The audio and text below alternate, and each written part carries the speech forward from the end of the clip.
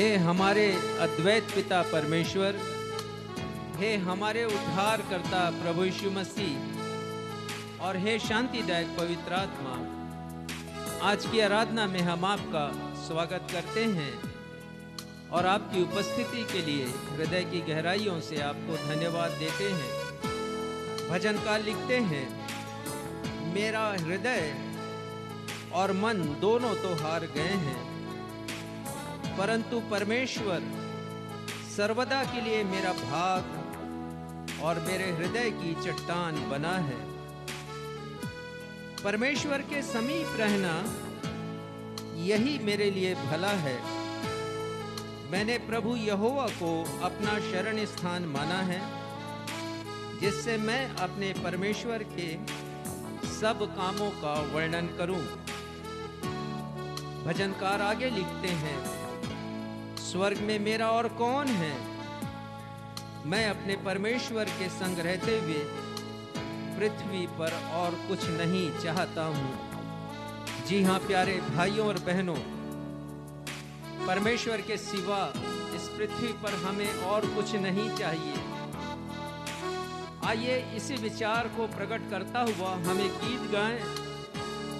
गीत के शब्द हैं, तेरे बिन मैं कुछ भी नहीं, ऐ खुदावंद यीशु तेरे बिन मैं कुछ भी नहीं।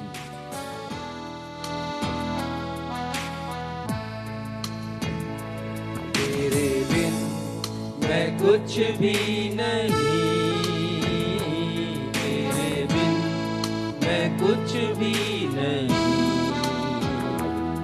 ऐ खुदावंद यीशु तेरे बिन मैं कुछ भी नहीं।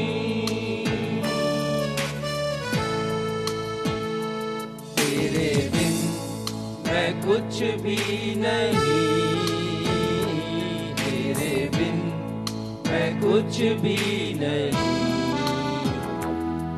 ऐ खुदावंद यीशु तेरे बिन मैं कुछ भी नहीं। ओ यीशुआ यीशुआ करूं आराधना, अपने उठा कर तुझे महिमा। ओ यीशुआ यीशुआ करूं आराधना, आराधना। हाथों को अपने उठा कर तुझे महिमा।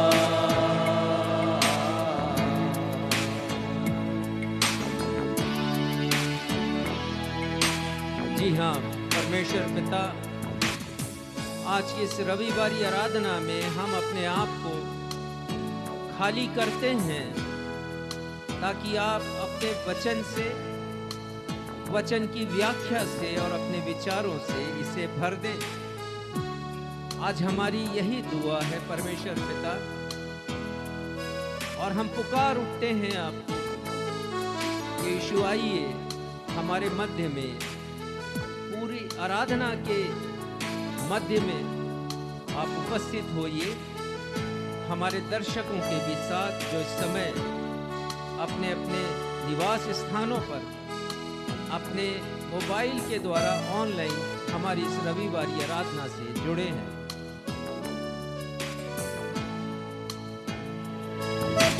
खाली हूँ भर दे मुझको, है दुआ तुझसे, है दुआ तुझसे। कुछ भी मैं नहीं हूँ बिना तेरे, खाली हूँ भर दे मुझको, है दुआ तुझसे, है दुआ तुझसे। कुछ भी मैं नहीं हूँ बिना तेरे। यीशुआ यीशुआ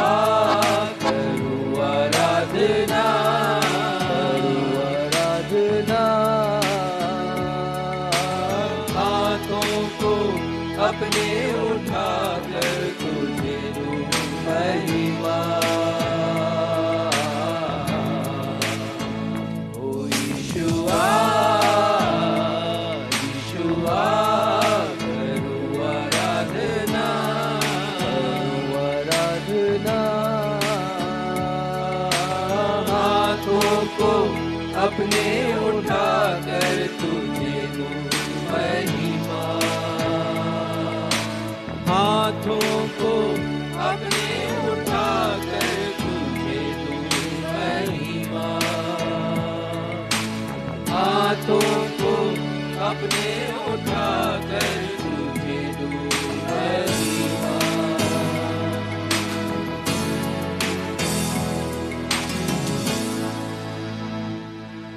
नवजीवन इवेंजलिकल चर्च की 224वीं 224th ऑन एवं ऑफलाइन आराधना में मैं क्षितिज मसीह आप समस्त प्रभु भक्तों का अपने उद्धारकर्ता प्रभु यीशु मसीह के अतुलनीय एवं अद्वितीय नाम में स्वागत करता हूं एवं आप सबों को जय यीशु, यीशु सहाय, शालोम, जय मसीह की और प्रेज द लॉर्ड कहता हूं। Praise the Lord. प्रिय भाइयों और बहनों, हम सबों के आत्मिक जीवन में एक ही नहीं अपितु अनेकों बार ऐसा होता है कि जब हम किसी विषय पर परमेश्वर पिता से प्रार्थना करते हैं और बार बार करते जाते हैं, परंतु हमें हमारी प्रार्थनाओं का उत्तर नहीं मिलता है। और जब ऐसा होता है तो हमारे मन में प्रभु यीशु मसीह के द्वारा की गई प्रतिज्ञा स्मरण आती है। उन्होंने कहा है मत्ती रचित सुसमाचार 7वें अध्याय के 7वें पद में कि मांगो तो तुम्हें दिया जाएगा, खटखटाओ तो तुम्हारे लिए खोला जाएगा और ढूंढो तो तुम पाओगे। और हम कहने लगते हैं कि हे प्रभु, हमने प्रार्थना में आपसे मांगा है, आप सुनते क्यों नहीं हैं? जो हमने मांगा है उसे देते क्यों नहीं हैं? प्रिय भाइयों और बहनों, आज आपको प्रार्थना के संबंध में आपके मन में उठे अनेक प्रश्नों के उत्तर मिलने वाले हैं, क्योंकि आज हमारी कलीसिया के पासवान साहब संदेश के माध्यम से उन 5 कारणों पर गहराई से प्रकाश डालते हुए आपको बतलाने वाले हैं कि आखिर क्यों हमें हमारी प्रार्थनाओं का उत्तर नहीं मिलता है। अतः आज के संदेश को ध्यान से सुनिएगा। आइए इस समय हम सब मिलकर आज के विषय से ताल्लुक रखता हुआ एक गीत गाएं, जिस गीत के शब्द हैं विनती सुनने वाले, मेरे आंसू निहारने वाले, उद्धार करने वाले, विनती सुन यीशु राजा।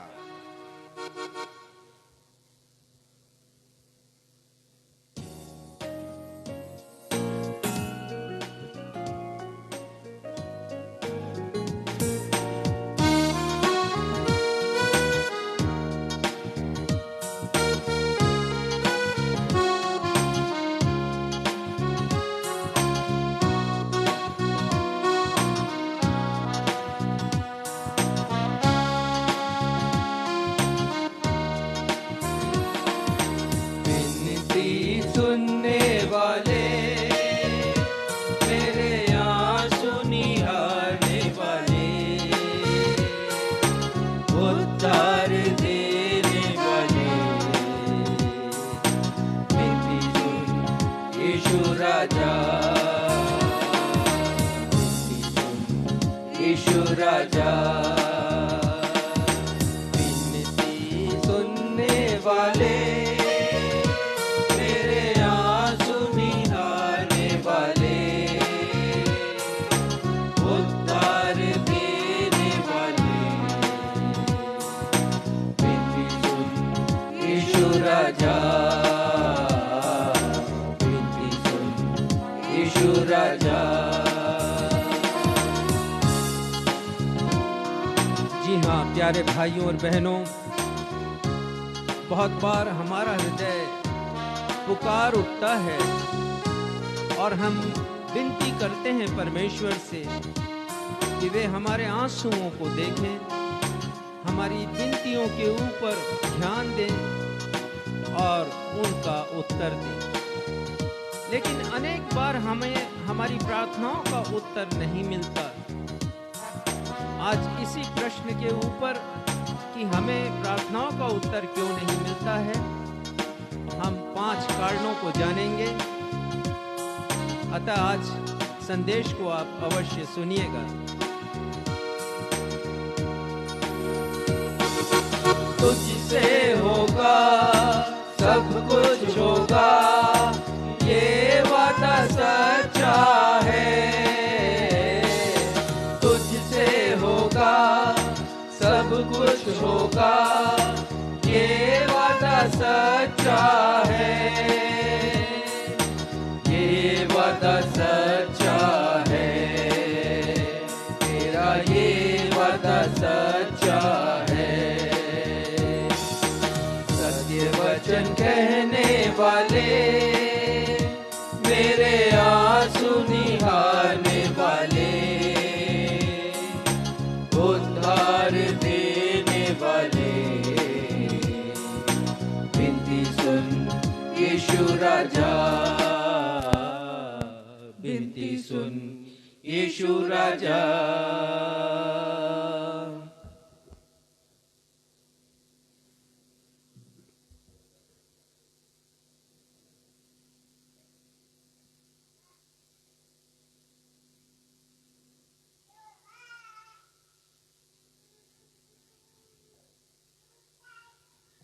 क्षमा चाहते हैं, कुछ गड़बड़ी हो गई जिससे कारण हमारा वाद्य यंत्र रुक गया है और थोड़ी देर में ही हम पुनः प्रारंभ करेंगे। हम प्रार्थना विषय पर इन दिनों नहीं कहना चाहिए, आज से हम विचार करेंगे और हम जानेंगे कि क्या कारण है कि परमेश्वर पिता हमारी प्रार्थनाओं को नहीं सुनते हैं, जबकि उनकी प्रतिज्ञा है कि वो हमारी विनतियों को सुनेंगे। उन्होंने कहा है, मांगो तो तुम्हें दिया जाएगा। परमेश्वर पिता अपने वादे के सच्चे परमेश्वर हैं, पर क्यों हमारी प्रार्थना का उत्तर नहीं मिलता, हम चिंतन करेंगे।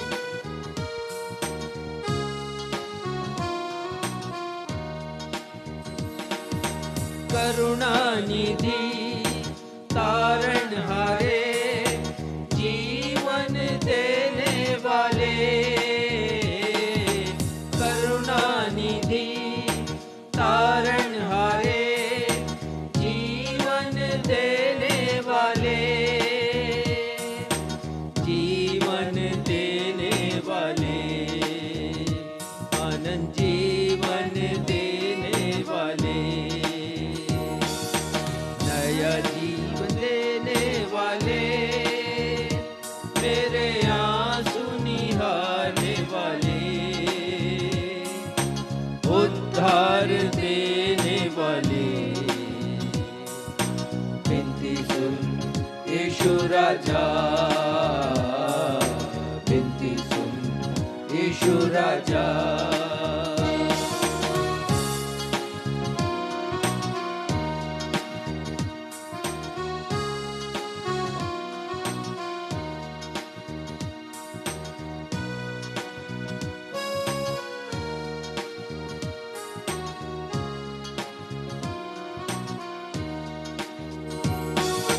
क्रूस पर बहाए रक्त द्वारा पाप क्षमा करता है।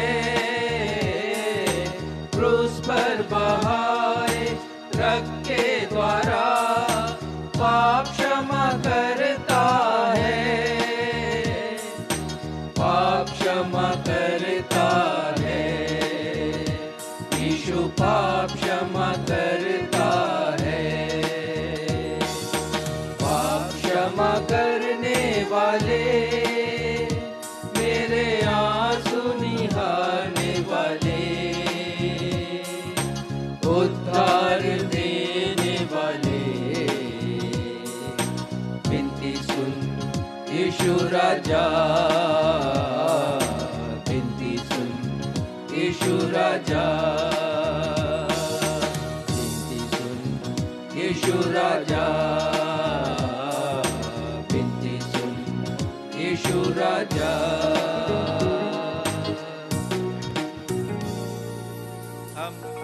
अपने स्थानों पर इसी रीति से खड़े रहते हुए उत्तरवादी पाठ के लिए निकाल लेंगे भजन संहिता, उसका अध्याय 12 एवं अध्याय 13। इन दोनों अध्यायों को हम पूरा पढ़ेंगे, उत्तरवादी की रीति से पढ़ेंगे और इसे पढ़ने में अगुवाई भाई सक्षम मसीह करेंगे।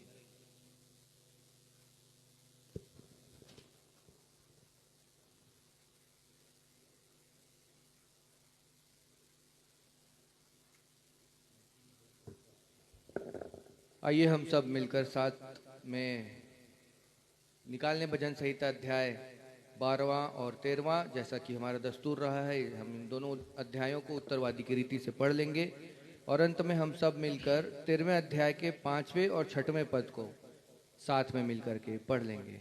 भजन संहिता अध्याय 12 और 13। हे परमेश्वर बचा ले, क्योंकि एक भी भक्त नहीं रहा। मनुष्यों में से विश्वास योग्य लोग मर मिटे हैं। प्रत्येक मनुष्य अपने पड़ोसी से झूठी बातें कहता है। वे चापलूसी के ओंठों से दो रंगी बातें करते हैं। प्रभु सब चापलूस ओठों को और उस जीभ को जिससे बड़ा बोल निकलता है काट डालेगा। वे कहते हैं, हम अपनी जीभ ही से जीतेंगे। हमारे होंठ हमारे ही वश में है। हमारा प्रभु कौन है? दीन लोगों के लुट जाने और दरिद्रों के कराहने के कारण परमेश्वर कहता है, अब मैं उठूंगा। जिस पर वे फुंकारते हैं उसे मैं चैन विश्राम दूंगा। परमेश्वर का वचन पवित्र है, उस चांदी के समान जो भट्टी में मिट्टी पर ताई गई और 7 बार निर्मल की गई हो। तू ही हे परमेश्वर उनकी रक्षा करेगा, उनको इस काल के लोगों से सर्वदा के लिए बचाए रखेगा। जब मनुष्यों में नीचपन का आदर होता है, तब दुष्ट लोग चारों ओर अकड़ते फिरते हैं। हे परमेश्वर कब तक? क्या तू सदैव मुझे भूला रहेगा? तू कब तक अपना मुख मुझसे छिपाए रहेगा? मैं कब तक अपने मन ही मन में युक्तियां करता रहूं और दिन भर अपने हृदय में दुखित रहा करूं? कब तक मेरा शत्रु मुझ पर प्रबल रहेगा? हे मेरे परमेश्वर यहोवा, मेरी ओर ध्यान दे और मुझे उत्तर दे और मेरी आंखों में ज्योति आने दे, नहीं तो मुझे मृत्यु की नींद आ जाएगी।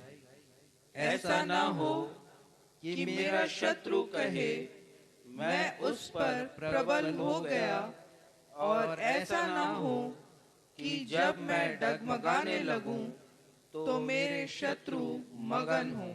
दोनों पद हम साथ में मिलकर के पढ़ें। परंतु मैंने तो तेरी करुणा पर भरोसा रखा है। मेरा हृदय तेरे उद्धार से मगन होगा।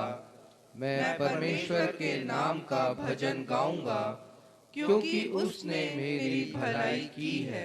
यह सत्य और जीवित परमेश्वर का सत्य और जीवित वचन है। परमेश्वर पिता, प्रभु यीशु मसीह और पवित्र आत्मा अपने इस वचन के पढ़े जाने, सुने जाने और समझे जाने पर हम में से हर एक को अपनी बहुतायत की आशीषों से परिपूर्ण करें। हम सब कहें आमीन। आमीन।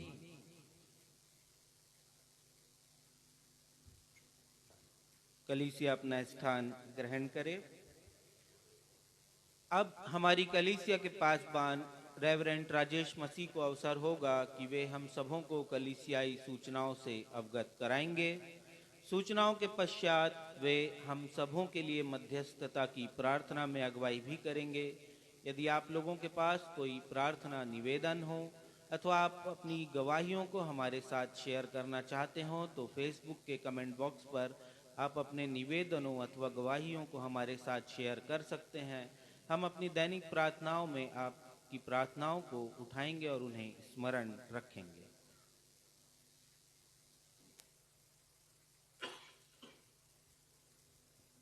नवजीवन इवेंजलिकल चर्च की 224वीं 224th ऑन एवं ऑफलाइन आराधना में मैं आप सभी का जो कलीसिया में है या इस समय ऑनलाइन फेसबुक पर उपस्थित हैं या भविष्य में यूट्यूब, व्हाट्सएप और मैसेंजर के माध्यम से उपस्थित होंगे, मैं आज की रविवारी आराधना में आप सभी का हृदय की गहराइयों से स्वागत करता हूं और आप सभी को प्रेज द लॉर्ड कहता हूं। सूचनाएं इस प्रकार से हैं। आगामी रविवार को प्रभु भोज की सेवकाई भी संपन्न की जाएगी। हमारे हृदय में इस समय बड़ी चिंता है एक युद्ध को लेकर जो आने वाले समय में विभीषण रूप धारण कर सकता है। मेरा आशय इज़राइल और उसके पड़ोसी देशों के मध्य जो युद्ध प्रारंभ हुआ है उससे है। इस युद्ध ने समूचे विश्व को दो भागों में बांट दिया है और जब हम बाइबल खोलते हैं और पढ़ते हैं, सारे हालात पर हम दृष्टि डालते हैं तो हमें मालूम होता है कि अनेक भविष्यवाणियां इस युद्ध को लेकर पूरी हो रही हैं और आने वाले समय में निकट भविष्य में और भी भविष्यवाणियां पूरी होने वाली हैं। बाइबल में यरूशलेम के लिए प्रार्थना करने कहा गया है। प्रार्थना करें कि यरूशलेम में शांति हो। और आज हम सब यरूशलेम की शांति के लिए प्रार्थना करते हैं, क्योंकि बाइबल के अनुसार यरूशलेम में शांति का अर्थ है समूचे विश्व में शांति स्थापित होना। प्रार्थना अनुरोध इस प्रकार से है। हम प्रार्थना करते हैं बहन रुक्मणी के लिए। वे गंभीर रूप से डायबिटिक हैं, शुगर की बीमारी है। परमेश्वर पिता से प्रार्थना है कि हमारी उस बहन को चंगाई मिले। बेटे समीर के लिए प्रार्थना करते हैं। ये जवान बेटा है, खेत में जब वो कीटनाशक द्रव्य का छिड़काव कर रहा था तो उसका प्रभाव उनके शरीर में भी आ गया और रिएक्शन हुआ है। फिलहाल वो सर्दी, गले में जलन और बुखार से पीड़ित हैं। इन दोनों की चिकित्सा हमारे नवजीवन निःशुल्क चिकित्सा केंद्र कोसीर में किया जा रहा है। परमेश्वर पिता से हम इनकी शीघ्र चंगाई के लिए प्रार्थना करते हैं। हम प्रार्थना करते हैं भाई प्रवीण संत कुमार जो सिवनी में रहते हैं, उनके हृदय का ऑपरेशन होने वाला है। परमेश्वर पिता उस ऑपरेशन को सफल करें। बहन निशा पुरोहित के लिए जो सीहोर मध्य प्रदेश में रहती हैं, वे भी काफी अरसे से बीमार हैं। हम उनकी चंगाई के लिए प्रार्थना करते हैं। हम प्रार्थना करते हैं भाई जसवंत सिंह के लिए। वे दुर्घटनाग्रस्त हो गए हैं। उनके जबड़े की हड्डी टूट गई है, ऑपरेशन हुआ है। परमेश्वर से प्रार्थना है कि जो ऑपरेशन हुआ है वो सफल हो और शीघ्र स्वास्थ्य लाभ वो कर सके, उन्हें मिल सके। हम प्रार्थना करते हैं भाई रंजीत चौहान के लिए। ये भोपाल में रहते हैं और साहित्य के द्वारा परमेश्वर की महिमा करते हैं। अनेक प्रकार की सेवकाइयां हैं। समाज के पुनर्निर्माण के लिए भी ये हमेशा जागरूक रहते हैं। हम अपने इस भाई के लिए प्रार्थना करते हैं। हम प्रार्थना करते हैं भाई विपिन के नथानियल के लिए। ये भी जरूरतमंदों की सेवा करते हैं भोपाल में रहकर और नॉन गवर्नमेंट ऑर्गेनाइजेशन ये चलाते हैं। परमेश्वर पिता की कृपा हमारे इस भाई के ऊपर भी हो, और हमारे ये दोनों भाई, भाई रंजीत चौहान और भाई विपिन नथानियल, परमेश्वर के अनुग्रह में, उनकी अगुवाई में, उनके संरक्षण में आगे बढ़ें, ताकि हमारे प्रभु यीशु मसीह का नाम रोशन हो सके। धन्यवाद का विषय इस प्रकार है। हम धन्यवाद देते हैं मिस्टर अर्पण बारिक को और उनकी पत्नी मिसेस शर्मिला बारिक को। इन दोनों का प्रमोशन हुआ है और इन्होंने अपनी धन्यवादी भेंट हमें, हमारे परमेश्वर पिता को अर्पित की है कि हमारी संस्था के द्वारा, उनके द्वारा दी गई भेंट जरूरतमंदों तक पहुंच सके।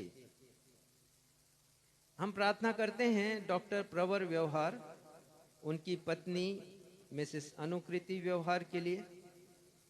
उनके विवाह की वर्षगांठ पर उन्होंने निवेदन किया है कि परमेश्वर पिता से उनके सफल पारिवारिक जीवन के लिए प्रार्थना की जाए। हम प्रार्थना करते हैं विशेषकर मिसेस अनुकृति व्यवहार के लिए कि उनका स्थानांतरण हो सके और वो अपने पति के निवास स्थान पर या उस स्थल पर जहां पति हैं वहां पहुंच सकें। हम प्रार्थना करते हैं मिस्टर अंकित और डॉक्टर मिसेस रूथ हंटर के लिए, उनके सफल पारिवारिक जीवन के लिए। उनकी वर्षगांठ, विवाह की वर्षगांठ पर परमेश्वर पिता को हम हृदय से धन्यवाद देते हैं। भाई मॉरिस क्रोजियर के लिए हम धन्यवाद देते हैं। ये भोपाल में रहते हैं। इन्होंने निवेदन किया था कि इनकी नौकरी की व्यवस्था हो सके। उनकी नौकरी लगी है। हम परमेश्वर पिता को धन्यवाद देते हैं। आइए इन सारे निवेदनों को हम परमेश्वर पिता के सिंहासन के सम्मुख रखें। एक और विषय है, हम प्रार्थना करते हैं रेचल और ऋषभ के लिए, जिनका विवाह 11 अक्टूबर को संपन्न हुआ। परमेश्वर पिता से प्रार्थना है कि परमेश्वर पिता की कृपा इस नवविवाहित जोड़े के ऊपर सदैव बनी रहे। आइए इन सारे निवेदनों को हम अपने उद्धारकर्ता प्रभु यीशु के नाम में परमेश्वर पिता के सिंहासन के समक्ष रखें। हे हमारे परमेश्वर पिता, हम धन्यवाद देते हैं क्योंकि आप विनती को सुनने वाले परमेश्वर हैं। आप ऐसे परमेश्वर हैं पिता जो हमारे आंसुओं की फिक्र करते हैं, उनकी परवाह करते हैं, आंसुओं की इज्जत करते हैं पिता। राजा दाऊद ने अनेक बार लिखा, उन्होंने लिखा कि मैं अपने बिस्तर पर पड़ा हुआ आंसू बहाता हूं। उन्होंने कहा कि मेरे आंसुओं को अपनी कुप्पी में रख ले। पिता, हमारे जीवन में बहुत बार ऐसे अवसर आते हैं जब हम प्रार्थना करते हैं, हमारे जीवन में इतनी परेशानियां, समस्याएं, बीमारियां, तकलीफें होती हैं कि बरबस हमारी आंखों से आंसू बहने लगता है और हम पुकार उठते हैं कि परमेश्वर पिता हमारी विनती को सुनिए, क्योंकि आप प्रार्थना के सुनने वाले परमेश्वर हैं। पिता, आपका वचन कहता है कि आप सच्चे हैं, आप प्रतिज्ञाओं के धनी परमेश्वर हैं। आपकी प्रतिज्ञाएं अपने वचन के साथ या प्रतिज्ञा के साथ ही हाँ और आमीन में पूरी की गई हैं। प्रार्थना करते हैं पिता कि आज जिन जिन प्रार्थना अनुरोधों को हमने पढ़ा है, आपकी कृपा हो पिता। आप सुनिए उन विनतियों को, जैसी जिसकी आवश्यकता है पिता, वैसी उनकी जरूरतों को और शारीरिक चंगाई को प्रदान करें। धन्यवाद के हर एक विषयों को आपके सन्मुख लाते हैं। प्रत्येक उन लोगों के लिए जिनके नाम अभी हमने पढ़े हैं अपनी आत्मिक और भौतिक आशीषों से परिपूर्ण कीजिए। प्रार्थना करते हैं पिता विशेषकर यरूशलेम के लिए जो कि अभी अशांत है। आने वाले समय में हो सकता है कि स्थिति और भी विकराल रूप धारण करे, हम नहीं जानते, आप जानते हैं। बाइबल की भविष्यवाणियां भी कुछ इस प्रकार कहती हैं। हमारी प्रार्थना है पिता कि वहां शांति स्थापित हो। हम देख और सुन रहे हैं पिता कि इस युद्ध के कारण हजारों लोगों की मृत्यु हुई, हजारों लोग घायल हैं और लाखों लोगों को विस्थापित होना पड़ा है। पिता, आप प्रत्येक लोगों के दर्द को, उनकी तकलीफों को जानते हैं, क्योंकि जब आप स्वर्ग से निहारते हैं तो आप देखते हैं मनुष्य को, उस मनुष्य को जिसके लिए प्रभु यीशु मसीह ने अपने रक्त को बहाया है। धर्म, जाति, राष्ट्रीयता आपके लिए उतना महत्व नहीं रखती जितना एक व्यक्ति, और आप चाहते हैं पिता कि हर एक व्यक्ति बचाया जाए। प्रभु यीशु मसीह इसीलिए इस दुनिया में आए। तो प्रार्थना करते हैं पिता कि वहां रहने वाले लोगों को शांति और सुख मिल सके। आपकी कृपा हो पिता। आज की पूरी आराधना को हम आपके सामर्थी हाथों में सौंपते हैं। अपने प्रत्येक दर्शकों को भी जो इस समय ऑनलाइन लाइव हमारी इस आराधना में उपस्थित हैं, और उन सभी को भी जो भविष्य में हमारे साथ उपस्थित होंगे। आज के वचन के द्वारा, गीतों के द्वारा, वचन के पढ़े जाने के द्वारा पिता हम में से प्रत्येक को आशीषित कीजिए। धन्यवाद के साथ इस प्रार्थना को आपके बेटे हमारे मुक्तिदाता प्रभु यीशु के नाम से मांगते हैं। सुनिए और ग्रहण कीजिए। कलीसिया कहे आमीन। प्रभु की प्रार्थना हम सब मिलकर करेंगे। हे हमारे पिता, आप जो स्वर्ग में हैं, आपका नाम पवित्र माना जाए, आपका राज्य आए, आपकी इच्छा जैसे स्वर्ग में पूरी होती है वैसे ही इस पृथ्वी पर भी पूरी हो। हमारे दिन भर की रोटी आज हमें दीजिए, और जिस प्रकार हमने अपने अपराधियों को क्षमा किया वैसे ही हमारे अपराधों को क्षमा कीजिए। हमें परीक्षा में नहीं डालिए बल्कि बुराई से बचाइए, क्योंकि राज्य, पराक्रम और महिमा सदा आपके हैं। आमीन।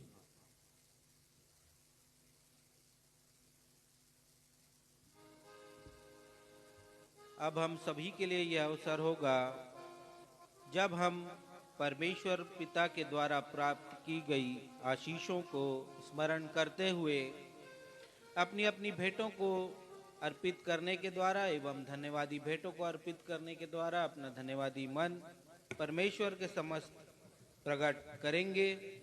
यदि हमारे ऑनलाइन दर्शक भी हमारी कलीसिया के द्वारा किए जा रहे सुसमाचार के प्रचार, कलीसिया भवन के निर्माण, सेवा के कार्य जिसमें भिक्षावृत्ति पर आश्रित लोगों की ज़रूरतों को पूरा करने का कार्य किया जाता है, कुष्ठ पीड़ितों की सहायता के लिए यदि आप अपनी भेंटों को देना चाहते हैं तो आपका स्वागत है। आप हमारी कलीसिया के पासबान रेवरेंड राजेश मसीह से संपर्क कर सकते हैं।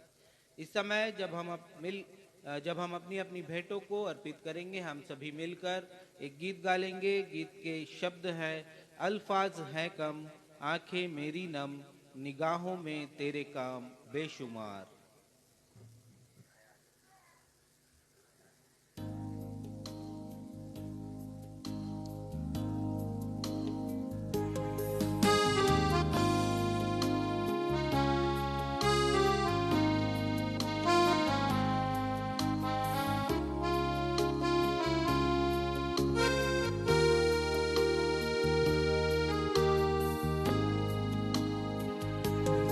अल्फाज है कम, आंखें मेरी नम, ख्यालों में तेरे काम बेशुमार।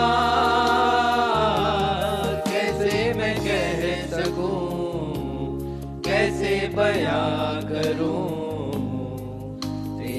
प्यार जो है बेइंतहा, अल्फाज है कम, आंखें मेरी नम, ख्यालों में तेरे काम बेशुमार, कैसे मैं कह सकूं, कैसे बयां करूं, तेरा प्यार जो है बेइंतहा। मेरी हर सांस तेरे नाम से मसीहा है जुड़ी, मेरी इस जिंदगी की हर खुशी मेहरबानी है तेरी, मेरी हर सांस तेरे नाम से मसीहा है जुड़ी, मेरी इस जिंदगी की हर खुशी मेहरबानी है तेरी, मेहरबानी है तेरी, मेहरबानी है तेरी, मेहरबानी है तेरी।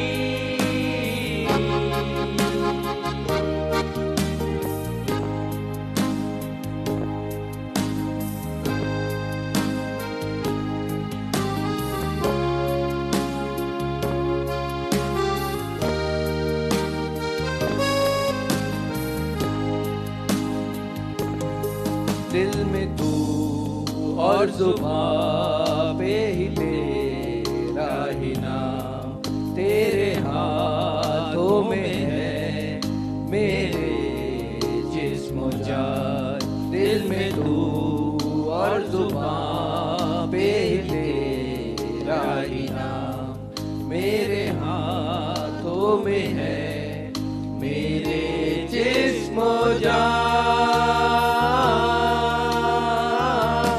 रहमत तेरी न मुझसे जुदा हो, ऐसा फजल मुझ पे खुदा हो। रहमत तेरी न मुझसे जुदा हो, ऐसा फजल मुझ पे खुदा हो।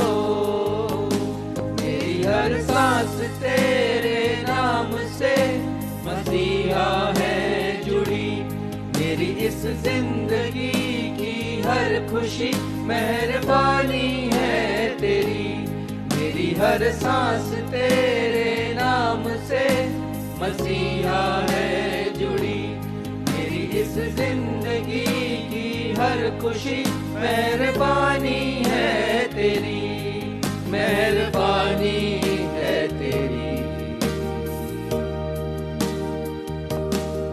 मेहरबानी है तेरी, मेहरबानी है तेरी, मेहरबानी है तेरी।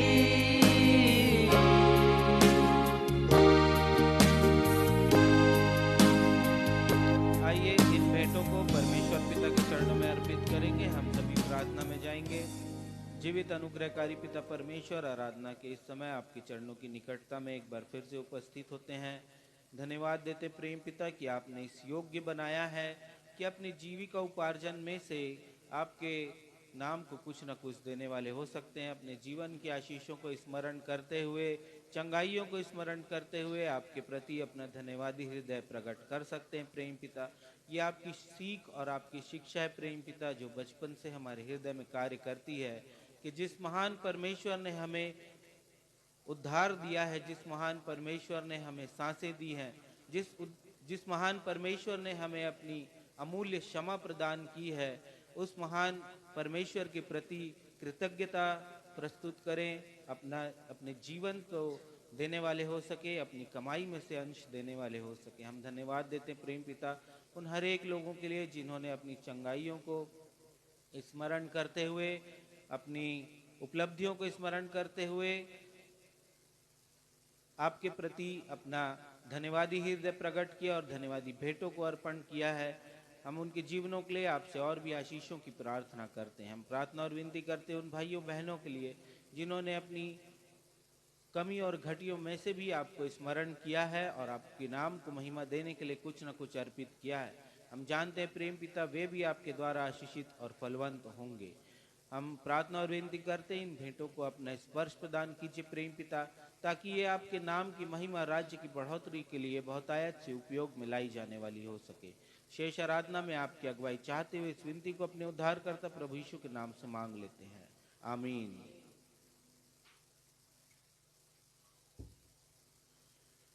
पवित्र शास्त्र बाइबल से पाठों के पठन का अवसर होगा। पहला पाठ जो पुराने नियम से लिया गया है, यशायाह नबी की पुस्तक अध्याय 59 पद 1 से 4, यशायाह अध्याय 59 पद 1 to 4, और इसे पढ़ने में अगुवाई श्रीमती बीना मसीह करेंगी। दूसरा पाठ जो नए नियम से लिया गया है, याकूब की पत्री अध्याय 4 पद 1 से 3, याकूब 4 पद 1 से 3, इसे पढ़ने में अगुवाई बहन आकांक्षा मसीह करेंगी।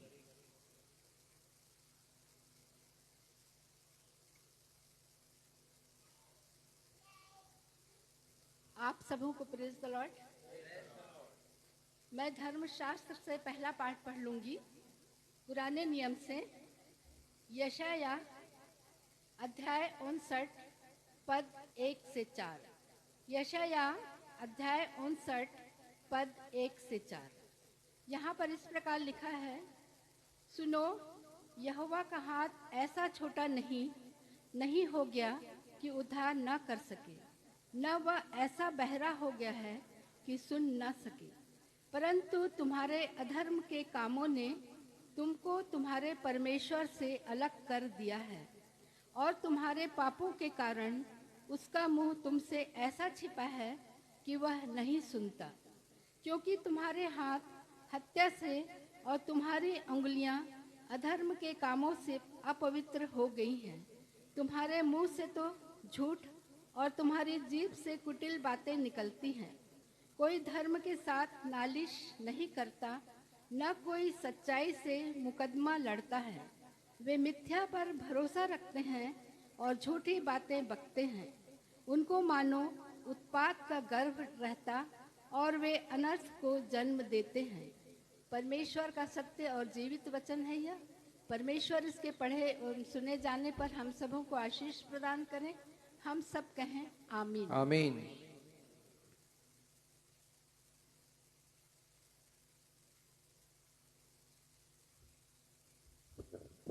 आप सबों को जय मसीह की। मैं आप लोगों के सामने पढ़ लूंगी नए नियम से याकूब अध्याय 4 पद 1 से 3। तुम में लड़ाइयाँ और झगड़े कहाँ से आ गए? क्या उन सुख विलासों से नहीं जो तुम्हारे अंगों में लड़ते भिड़ते हैं? तुम लालसा रखते हो और तुम्हें मिलता नहीं, इसलिए तुम हत्या करते हो। तुम डाह करते हो और कुछ प्राप्त नहीं कर पाते, तो तुम झगड़ते और लड़ते हो। तुम्हें इसलिए नहीं मिलता कि मांगते नहीं। तुम मांगते हो और पाते नहीं, इसलिए कि बुरी इच्छा से मांगते हो, ताकि अपने भोग विलास में उड़ा दो। परमेश्वर अपने पढ़े हुए वचन पर आशीष दे। हम सब कहे आमीन।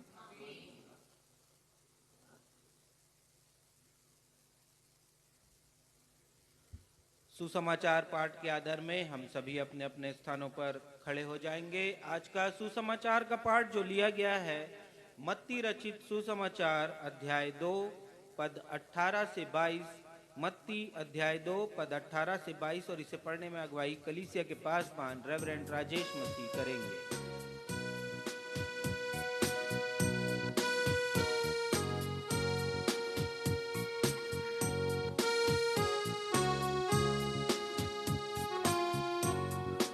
आज का सुसमाचार का पाठ मत्ती रचित सुसमाचार 21वां अध्याय पद संख्या 18 से पद संख्या 22 तक।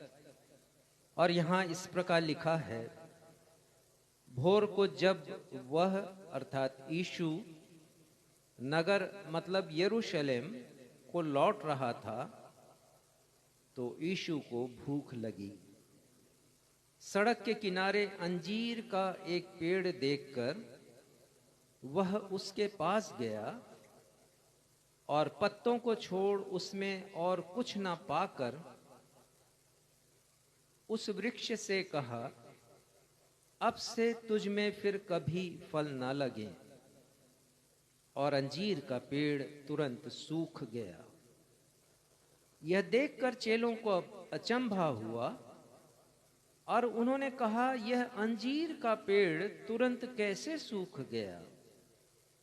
यीशु ने उन्हें उत्तर दिया, मैं तुमसे सच कहता हूं, यदि तुम विश्वास रखो और संदेह ना करो तो न केवल यह करोगे जो इस अंजीर के पेड़ से किया गया है, परंतु यदि इस पहाड़ से भी कहोगे उखड़ जा और समुद्र में जा पड़ तो यह हो जाएगा। और जो कुछ तुम प्रार्थना में विश्वास से मांगोगे वह सब तुमको मिलेगा। यह प्रभु यीशु ख्रिस्ट का सुसमाचार है। हे प्रभु यीशु ख्रिस्ट, आपके नाम की महिमा हो, हम सब कहें आमीन। आमीन। कृपया बैठ जाएं।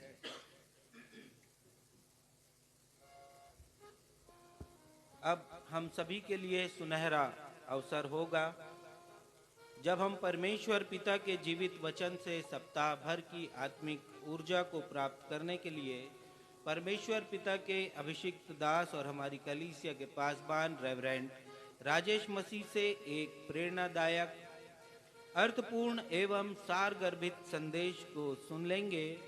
और आज के संदेश का विषय है 5 कारण परमेश्वर पिता हमारी प्रार्थनाओं को क्यों नहीं सुनते हैं। 5 reasons why God does not hear our prayers। परंतु इससे पहले कि हम आज का संदेश सुने, आइए हम सब मिलकर आज के संदेश से ताल्लुक रखता हुआ एक गीत गाएं और अपने मनों को संदेश के लिए तैयार करें। इस गीत के शब्द हैं, प्रार्थना के सुनने वाले प्रभु, प्रार्थना की चाहत हम में तू भर।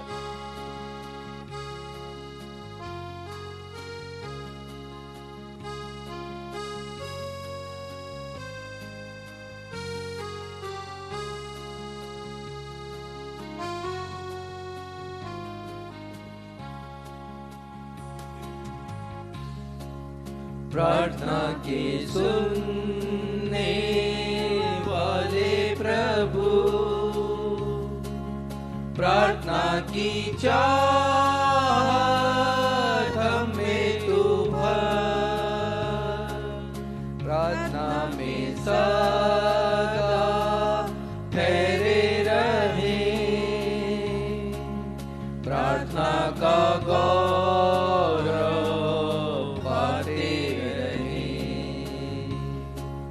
प्रार्थना ही जीवन, प्रार्थना ही जय,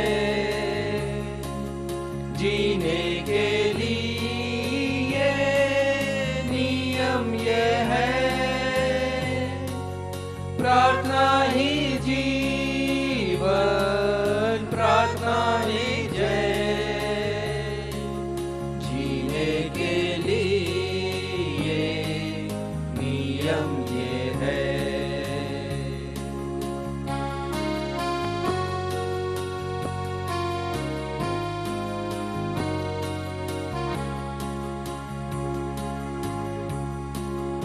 उत्साह के साथ और एकता के साथ प्रतिज्ञाओं को हम पाएंगे। सच्चे विचारों पर अटल रहे, प्रार्थना के लिए कृपा तू कर। प्रार्थना ही जीवन, प्रार्थना ही जय, जीने के लिए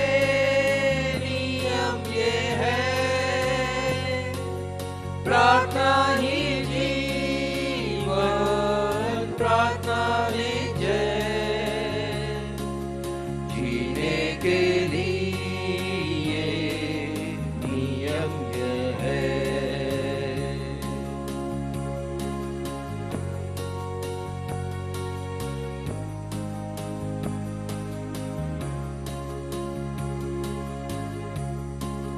सदैव ही प्रार्थना करते तू, सारी रुकावटें कर दे तू दूर।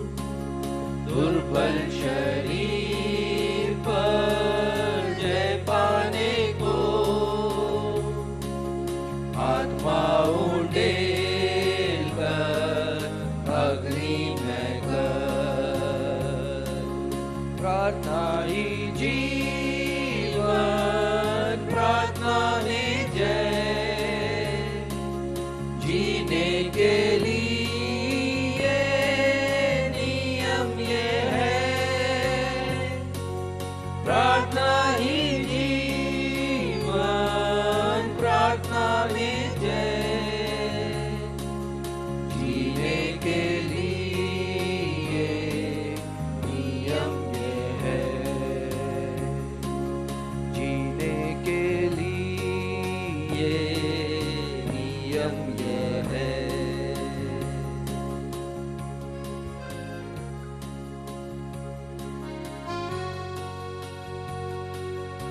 पिछले रविवार हमने मत्ती रचित सुसमाचार के 6वें अध्याय के 34वें पद पर मनन किया था और हमने पिछले रविवार को बड़ी गहराई से प्रभु यीशु मसीह के इस कथन के ऊपर, उनके इस स्टेटमेंट के ऊपर हमने विचार किया था कि हमें कल अर्थात भविष्य की चिंता नहीं करनी चाहिए।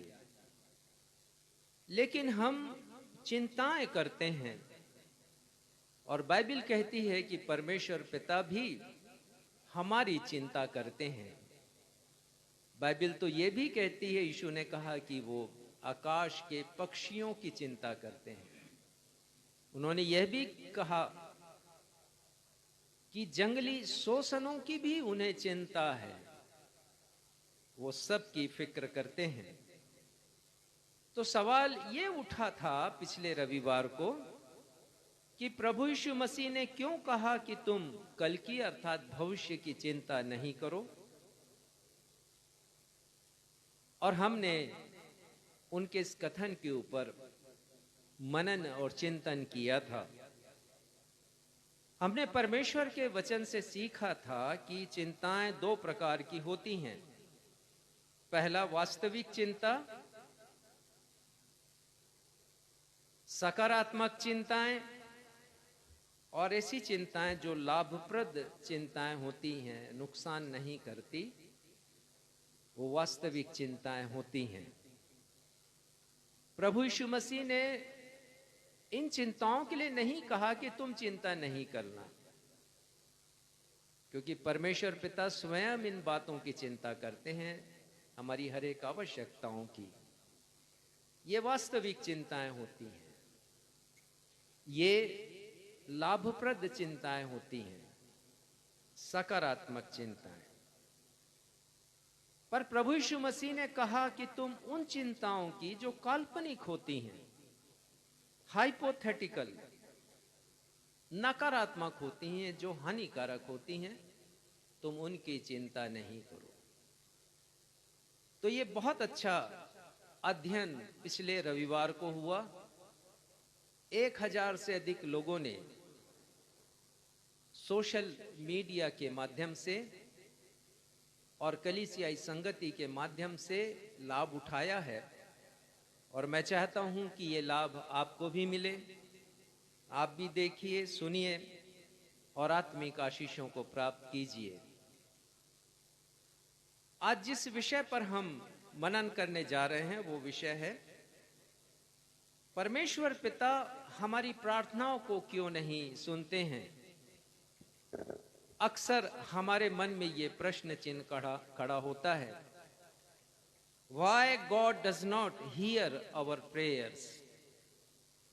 जब हम किसी विषय को लेकर प्रार्थनाएं करते जाते हैं, बार बार करते हैं, और जब हमारी प्रार्थनाओं का उत्तर परमेश्वर पिता से नहीं मिलता, तो हमारा हृदय पुकार उठता है।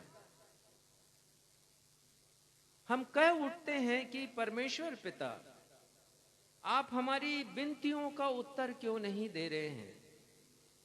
हमारी प्रार्थना क्यों नहीं सुनते हैं आप? हमारी प्रार्थनाओं का उत्तर हाँ में क्यों नहीं मिलता? आप चुपचाप क्यों हैं परमेश्वर पिता? हमारा हृदय पुकार उठता है। ऐसे समय में अनेक प्रश्न हमारी जहन में, हमारे मन मस्तिष्क में उठने लगते हैं और हमें स्मरण आती हैं परमेश्वर पिता की प्रतिज्ञाएं।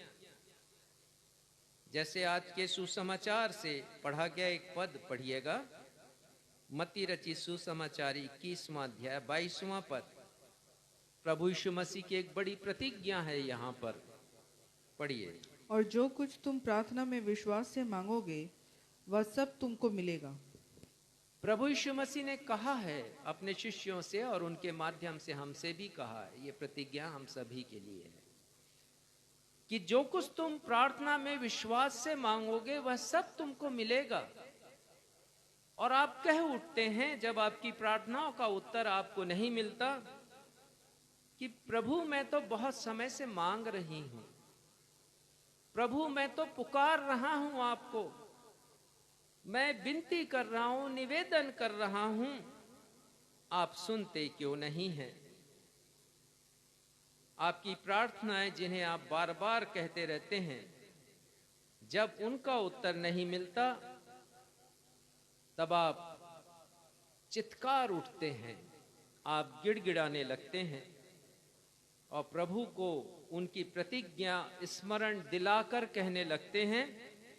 मत्ती 7:7 निकालिएगा, हम में से बहुतों को स्मरण होगा कि यहाँ पर क्या लिखा है। प्रभु यीशु मसीह कहते हैं मत्ती 7वें अध्याय के 7वें पद में, मांगो तो तुम्हें दिया जाएगा, ढूंढो तो तुम पाओगे, खटखटाओ तो तुम्हारे लिए खोला जाएगा। और आप कहने लगते हैं पिता, आपके वचन में लिखा है पद 8 में कि जो मांगता है उसे मिलता है। और फिर आप अपने हृदय से बातचीत करने लगते हैं, कहने लगते हैं प्रभु मैं तो कब से मांग रही हूं, मैं जो कुछ प्रार्थना में मांग रही हूं उसे आप देते क्यों नहीं हो? जब आपने कहा है मांगो तो तुम्हें दिया जाएगा और जो मांगता है उसे मिलता है, तो मैं तो मांग रहा हूं परमेश्वर, आप देते क्यों नहीं?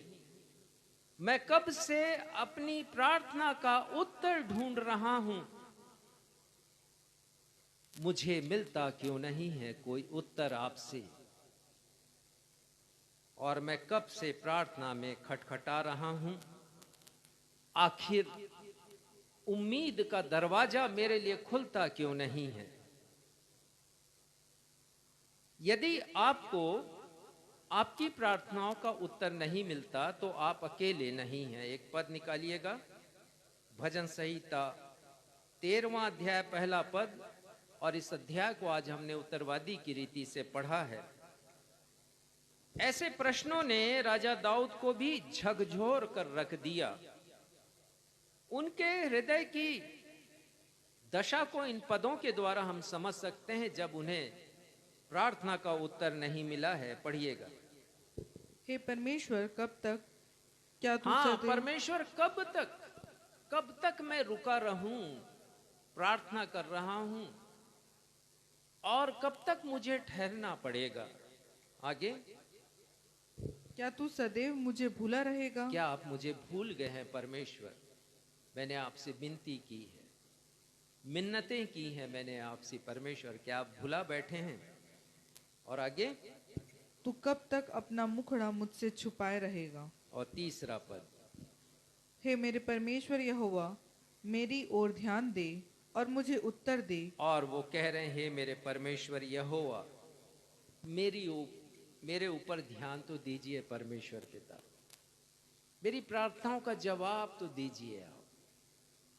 तो यदि आप सोच रहे हैं कि आपकी प्रार्थना का उत्तर नहीं मिल रहा है, तो ऐसे अनेक लोग हैं, बहुत से संदर्भ दे सकता हूं। आने वाले रविवार हम पुनः इसी विषय पर और आगे बढ़ेंगे, विचार करेंगे। तो दाऊद कह रहे हैं कि मुझ पर ध्यान दीजिए, मेरी चिंता कीजिए, मेरी प्रार्थना का उत्तर मुझे दीजिए। तो जब प्रार्थना का उत्तर नहीं मिलता है हमें, तो एक और प्रश्न खड़ा होता है कि समस्या कहाँ है, गतिरोध कहाँ उत्पन्न हो रहा है, बाधा कहाँ पर है, प्रार्थना का उत्तर क्यों नहीं मिल रहा है। परमेश्वर में समस्या है या समस्या मुझ में है?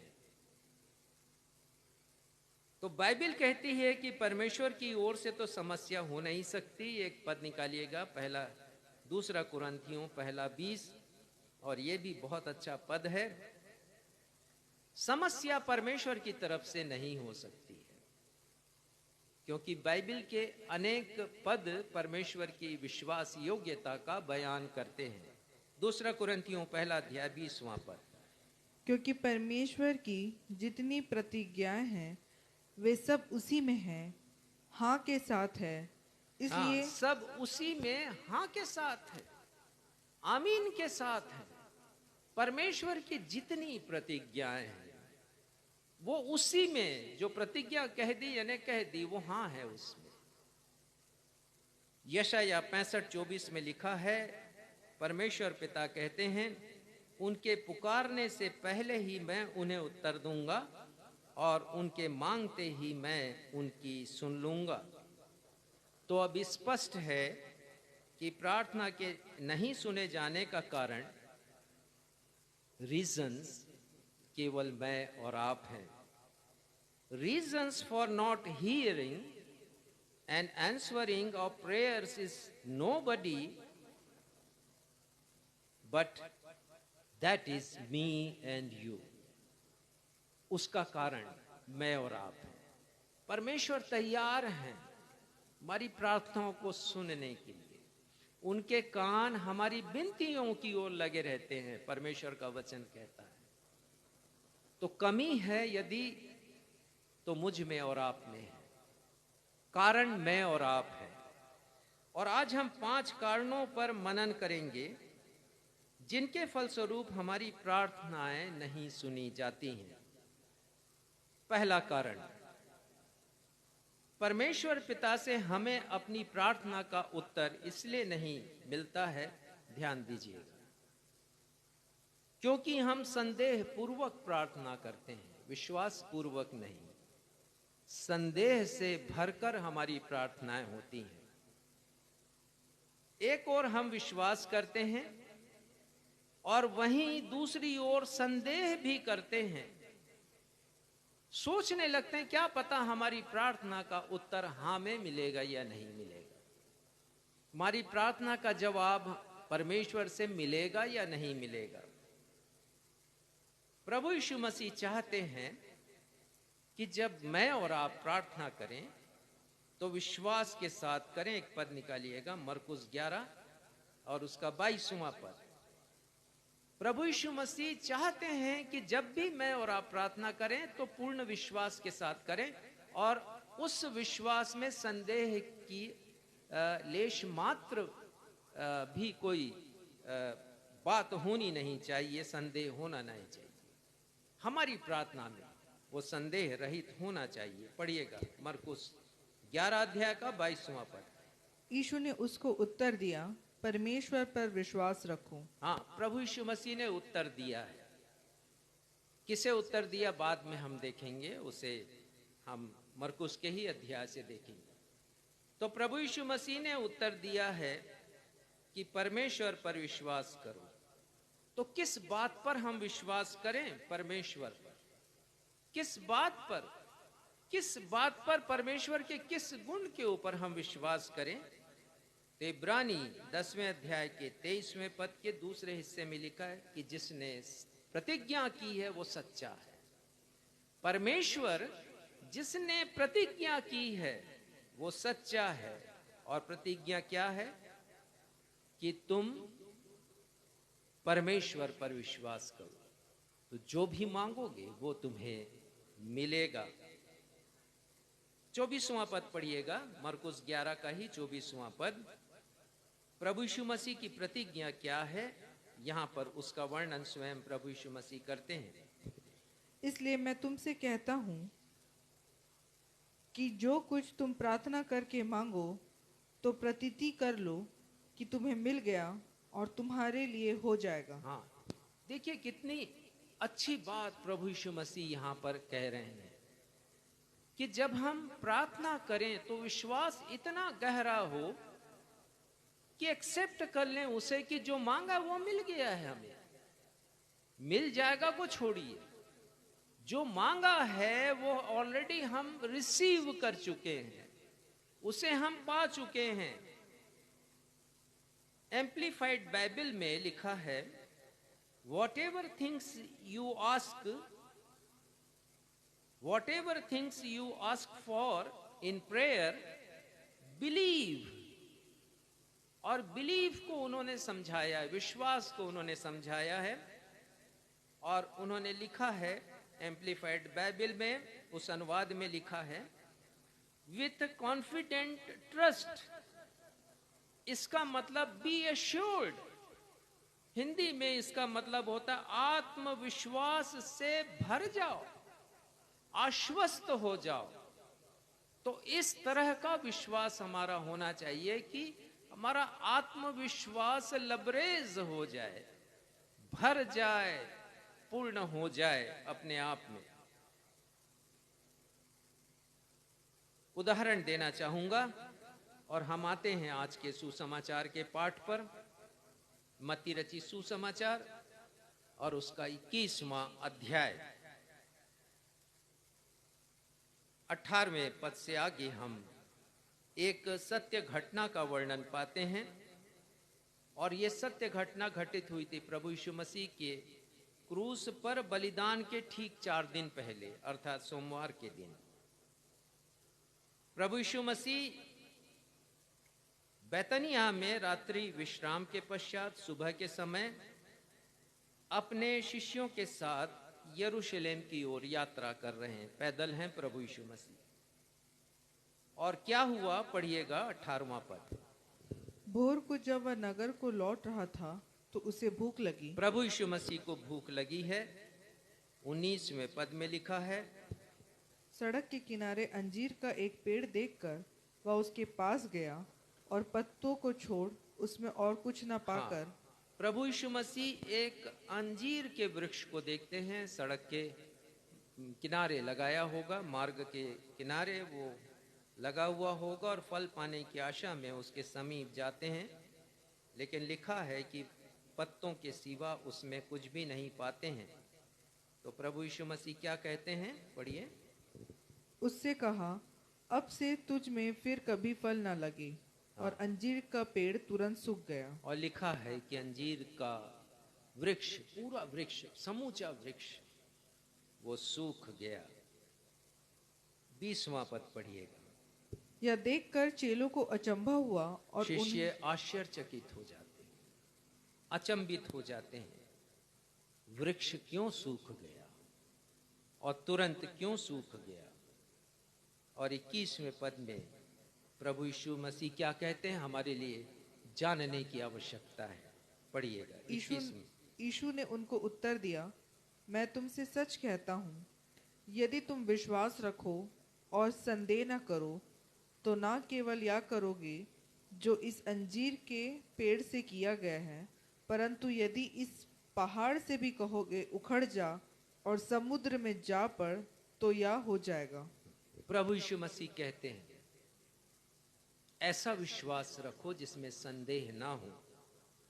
एम्प्लीफाइड बाइबल में आया है, इफ यू हैव फेथ, अर्थात कॉन्फिडेंट ट्रस्ट, आत्मविश्वास से लबरेज भरोसा, कॉन्फिडेंस अपॉन जीसस, प्रभु यीशु मसीह पर इस तरह का विश्वास हो।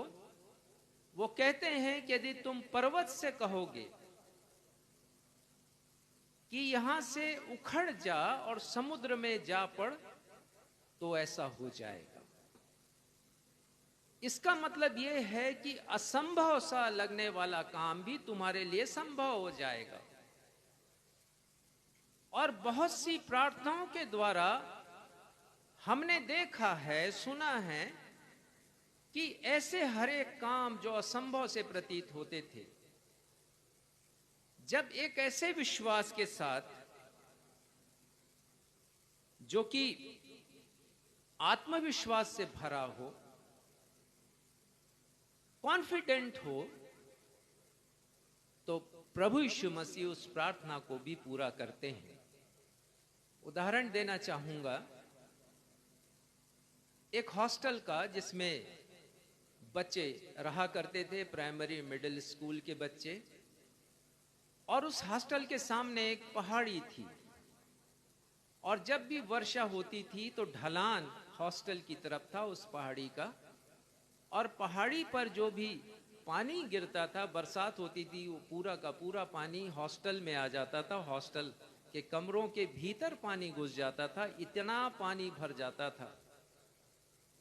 और जो बच्चे थे उनका जीवन असहज हो जाता था, मुश्किल में वो पड़ जाते थे। उनके कपड़े, उनका बिस्तर, उनका बहुत कुछ पानी में डूब जाता था, कॉपी किताबें भी। तो वो एक मसीही हॉस्टल था, और वहां की वार्डन ने सिखाया था इसी अध्याय को, इसी स्थल को, पहाड़ से कहो तो समुद्र में वो जा पड़ेगा। तो एक बच्चे ने पूछा कि मिस, हम प्रार्थना करते हैं इस पहाड़ी के लिए जो हॉस्टल के सामने है। उसने कहा जरूर करो। प्रभु यीशु मसीह ने यदि प्रतिज्ञा की है और वो हाँ और आमीन के साथ है, और परमेश्वर विश्वास योग्य और सच्चे हैं, तुम्हारी प्रार्थना को अवश्य सुनेंगे। असंभव सा लगने वाला काम।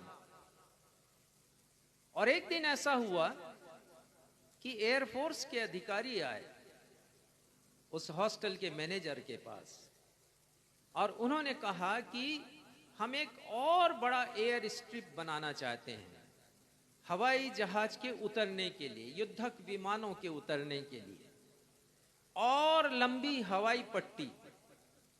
और हम चाहते हैं कि ये पहाड़ी तोड़ दी जाए। क्या आप लोग इसके लिए तैयार हैं? उन्होंने कहा बिल्कुल तैयार, हम तो इसके लिए प्रार्थना कर रहे थे।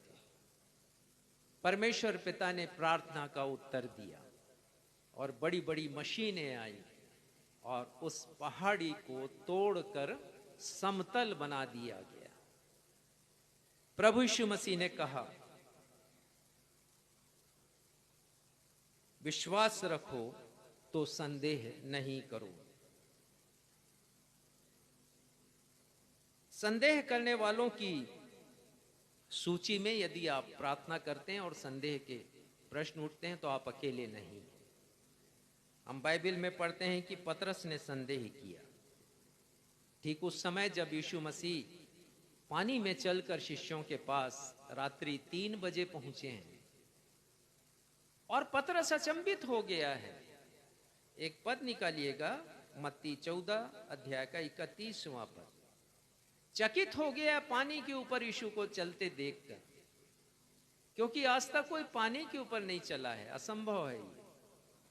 तो वो प्रभु यीशु मसीह से कहते हैं, प्रभु मैं भी चलना चाहता हूं पानी पर। प्रभु ने कहा आ जाओ पतरस। और पतरस नाव से उतरा है, और वो सागर है, गलील का सागर, बड़ा गहरा सागर। और हम पढ़ते हैं मत्ती 14वें अध्याय में कि तूफान आया हुआ था, लहरें ऊंची ऊंची उठ रही थी। लेकिन जिज्ञासा थी पतरस के हृदय में, और वो नाव से उतरता है और वास्तविक रूप में पानी पर चलने लगता है। उसकी निगाहें यीशु की तरफ। जब तक निगाहें यीशु की तरफ थी वो पानी के ऊपर चल रहा था, पर जैसे ही उसने लहरों को देखा है, लिखा है कि वो डूबने लगा। और 31 पद में यीशु क्या कहते हैं? यीशु ने तुरंत हाथ बढ़ाकर उसे थाम लिया और उससे कहा, हे अल्प विश्वासी, तूने क्यों संदेह किया? प्रभु यीशु मसीह पतरस से कहते हैं, तूने संदेह क्यों किया? वो घबरा गया था गलील सागर की ऊंची ऊंची लहरों को देखकर, और उस भीषण हवा में संदेह करने लगा कि मैं चल पाऊंगा या नहीं चल पाऊंगा। प्रभु यीशु मसीह के 11 शिष्यों ने प्रभु यीशु मसीह के पुनरुत्थान पर यकीन नहीं किया। और यदि आप पढ़ेंगे मरकुस रचित सुसमाचार 16वां अध्याय, यद्यपि पढ़ेंगे नहीं, केवल लिख लीजिए, मरकुस 16 11 पद, 11वां पद, 13वां पद, 14वां पद, वहां लिखा है 3 बार प्रभु यीशु मसीह के शिष्यों ने, 11 शिष्यों ने प्रभु यीशु मसीह के पुनरुत्थान के ऊपर यकीन नहीं किया। और ये हाल थोमा का भी था, थॉमस का भी। वो तो संदेह करने वाला थोमा उसका नाम था, डाउटिंग थोमा, संदेह करने वाला, शक करने वाला, शक्की मिजाज का था वो। जब तक प्रभु यीशु मसीह के हाथों में मैं और हाथ के छिद्रों में उंगली ना डाल लूं, मैं यकीन नहीं करूंगा। एक पास्टर ने भी संदेह किया। यह भी एक सत्य घटना मैं आपको बता रहा हूं। किसी स्थान पर बरसात के मौसम में बरसात नहीं हो रही थी, पानी की कमी थी खेतों में, और पीने की पानी की भी कमी थी कुओं में। तो पास्टर ने कहा कि हमारी पूरी कलीसिया उपवास रखेगी और चर्च के पास एक पहाड़ी है, वहां पर जाएंगी। आप सब लोग आइए, उपवास कीजिए। हम पिकनिक मनाने नहीं, प्रार्थना करने जाएंगे और हम प्रार्थना करेंगे।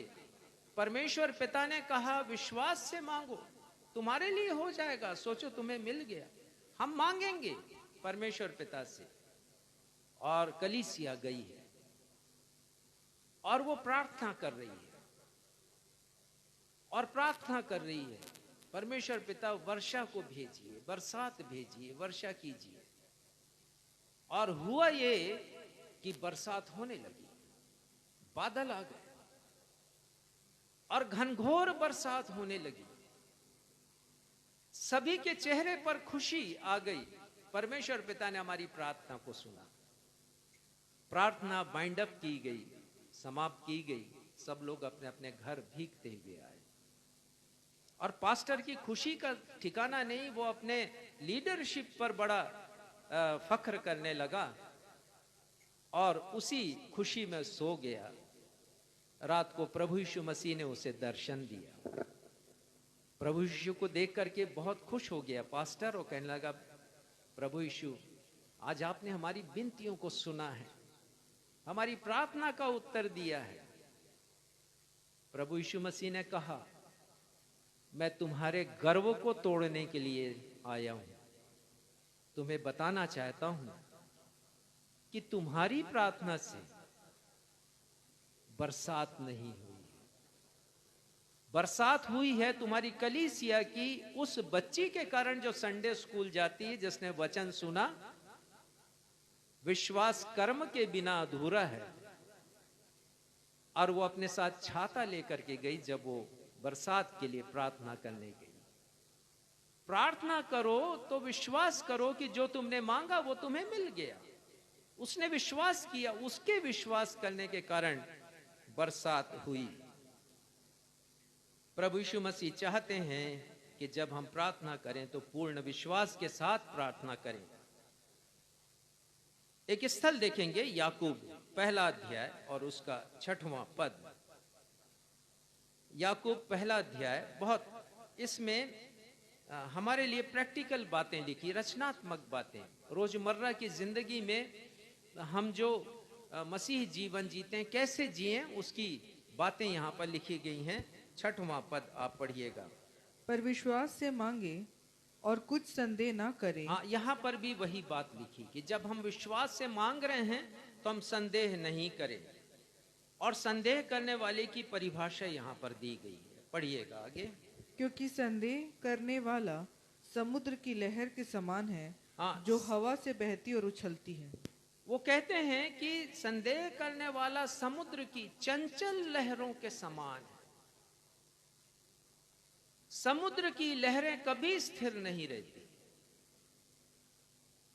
वो उठती हैं और गिरती हैं, अस्थिर होती हैं। तो यहां पर संत याकूब ये कह रहे हैं, हमें समझाने की कोशिश कर रहे हैं कि हम संदेह ना करें। संदेह करने वाला अस्थिर मस्तिष्क का होता है, वो शक करने वाला होता है। और वो कहते हैं कि ऐसी हवा से वो लहरें बहती और उछलती हैं। जीवन में जब विषम परिस्थितियां आती हैं तो हमारा विश्वास अस्थिर होकर डगमगाने लगता है। और साथ में पद में फिर वो क्या कहते हैं, पढ़िएगा। ऐसा मनुष्य या ना समझे कि मुझे प्रभु से कुछ मिलेगा। कैसा मनुष्य? संदेह करने वाला मनुष्य। वो अपने मन में ना समझे कि प्रभु से मुझे कुछ मिलेगा। मांगते रहिए, आप अनेक बार मांगते रहिए, हर दिन मांगते रहिए प्रार्थना में परमेश्वर से। लेकिन यदि आप संदेह करने वाले हैं तो मत सोचिएगा कि आपको प्रार्थना का जवाब मिलेगा। और आगे पढ़िएगा। वह व्यक्ति दुचित्ता है और अपनी सारी बातों में चंचल है। 8वां पद कहता है दुचित्ता है, अर्थात डबल माइंडेड है, स्थिर दिमाग का व्यक्ति नहीं है। तो जब हम प्रार्थना करें तो स्थिर हमारा मस्तिष्क होना चाहिए, हमारे विचार होने चाहिए, हमारा विश्वास होना चाहिए। दो चित्ता विश्वास नहीं, डबल माइंडेड नहीं होना चाहिए, अनस्टेबल माइंड का नहीं होना चाहिए, अस्थिर दिमाग का व्यक्ति। संदेहों का जन्मदाता शैतान है। शैतान ने हवा के मन में परमेश्वर के प्रति संदेह उत्पन्न किया। तो जितने भी शक, जितने भी संदेह हमारे मन में उत्पन्न होते हैं, उसका उत्पन्न करने वाला शैतान है।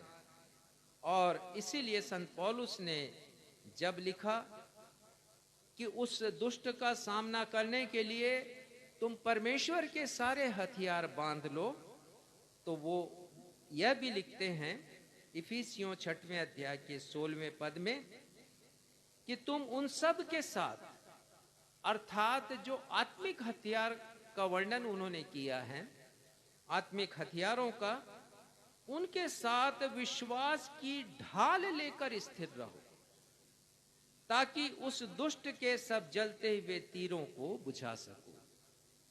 दुष्ट के सब जलते हुए तीर मतलब संदेह के तीर जो शैतान छोड़ता है।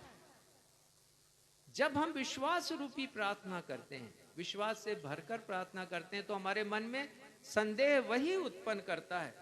और संत पौलुस कहते हैं कि हम जलते हुए तीरों को, संदेह के जलते हुए तीरों को बुझा सके। हमारी भी प्रार्थना का उत्तर नहीं मिल रहा है तो हमें भी दो काम करना है।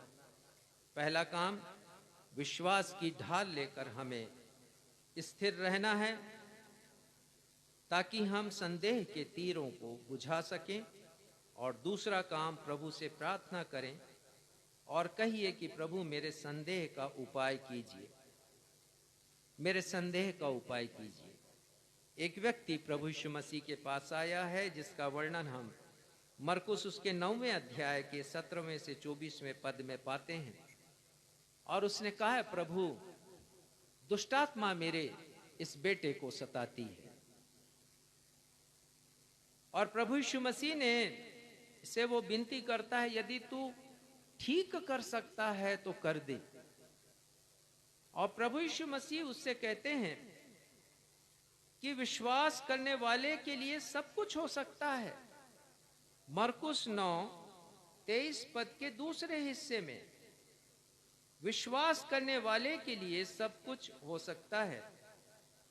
अब ध्यान देने की बात है, पद 24 में वो पिता यीशु से कहता है, हे प्रभु मैं विश्वास करता हूं, मेरे अविश्वास का उपाय कर। मैं विश्वास करता हूं, मेरे संदेह का उपाय कीजिए। मेरे मन में अनेक संदेह उत्पन्न होते हैं प्रभु, मैं विश्वास कर रही हूं, मेरे हृदय से इन संदेहों को दूर कीजिए और ये प्रार्थना मेरी और आपकी प्रार्थना होनी चाहिए जब हमारी प्रार्थनाएं सुनी नहीं जाती हैं। दूसरा कारण, हमें हमारी प्रार्थनाओं का उत्तर इसलिए नहीं मिलता क्योंकि हमारे मसीही जीवन की गवाही हमारे आचरण और चाल चलन से मेल नहीं खाती है। हमारे मसीही जीवन की जो गवाही होना चाहिए, साक्षी या विटनेस होना चाहिए, वो हमारे चाल चलन से, हमारे व्यवहार से, हमारे स्वभाव से मेल नहीं खाती। हम आ जाएंगे पुराने नियम के उस पाठ के ऊपर जो आज हमने पढ़ा, यशाया 59 और उसका पहला पद और उसका दूसरा हिस्सा। यशाया 59 उसका पहला पद और दूसरा हिस्सा। और यहां पर लिखा है, न वह ऐसा बहरा हो गया कि सुन ना सके। हाँ, परमेश्वर के विषय में लिखा, वह का मतलब परमेश्वर। और यहां पर यशाया कह रहे हैं यहूदियों से, क्योंकि उनकी शिकायत थी कि परमेश्वर उनकी विनतियों को नहीं सुन रहे हैं। और यशाया यहां पर उनसे ये कह रहे हैं कि हमारा परमेश्वर बहरा नहीं है, वो इस कदर बहरे नहीं हो गए हैं कि तुम्हारी विनतियों को नहीं सुन सके। परंतु वो कहते हैं कि परमेश्वर सुनना चाहते हैं, पहले अपने आप को देखो। बाइबल का परमेश्वर विनतियों को, प्रार्थनाओं को सुनने वाला परमेश्वर है। राजा दाऊद ने लिखा भजन संहिता 34:6 में, इस दीन जन ने पुकारा तब यहोवा ने उसकी प्रार्थना को सुन लिया और उसको उसके सारे कष्टों से मुक्ति दिया, छुटकारा दिया। तो परमेश्वर प्रार्थनाओं को सुनते हैं।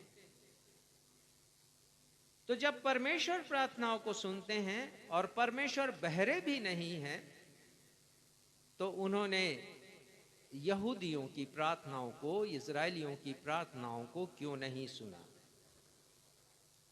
और इस प्रश्न का उत्तर यशाया 59वें अध्याय के दूसरे पद में है, जरा पढ़िएगा।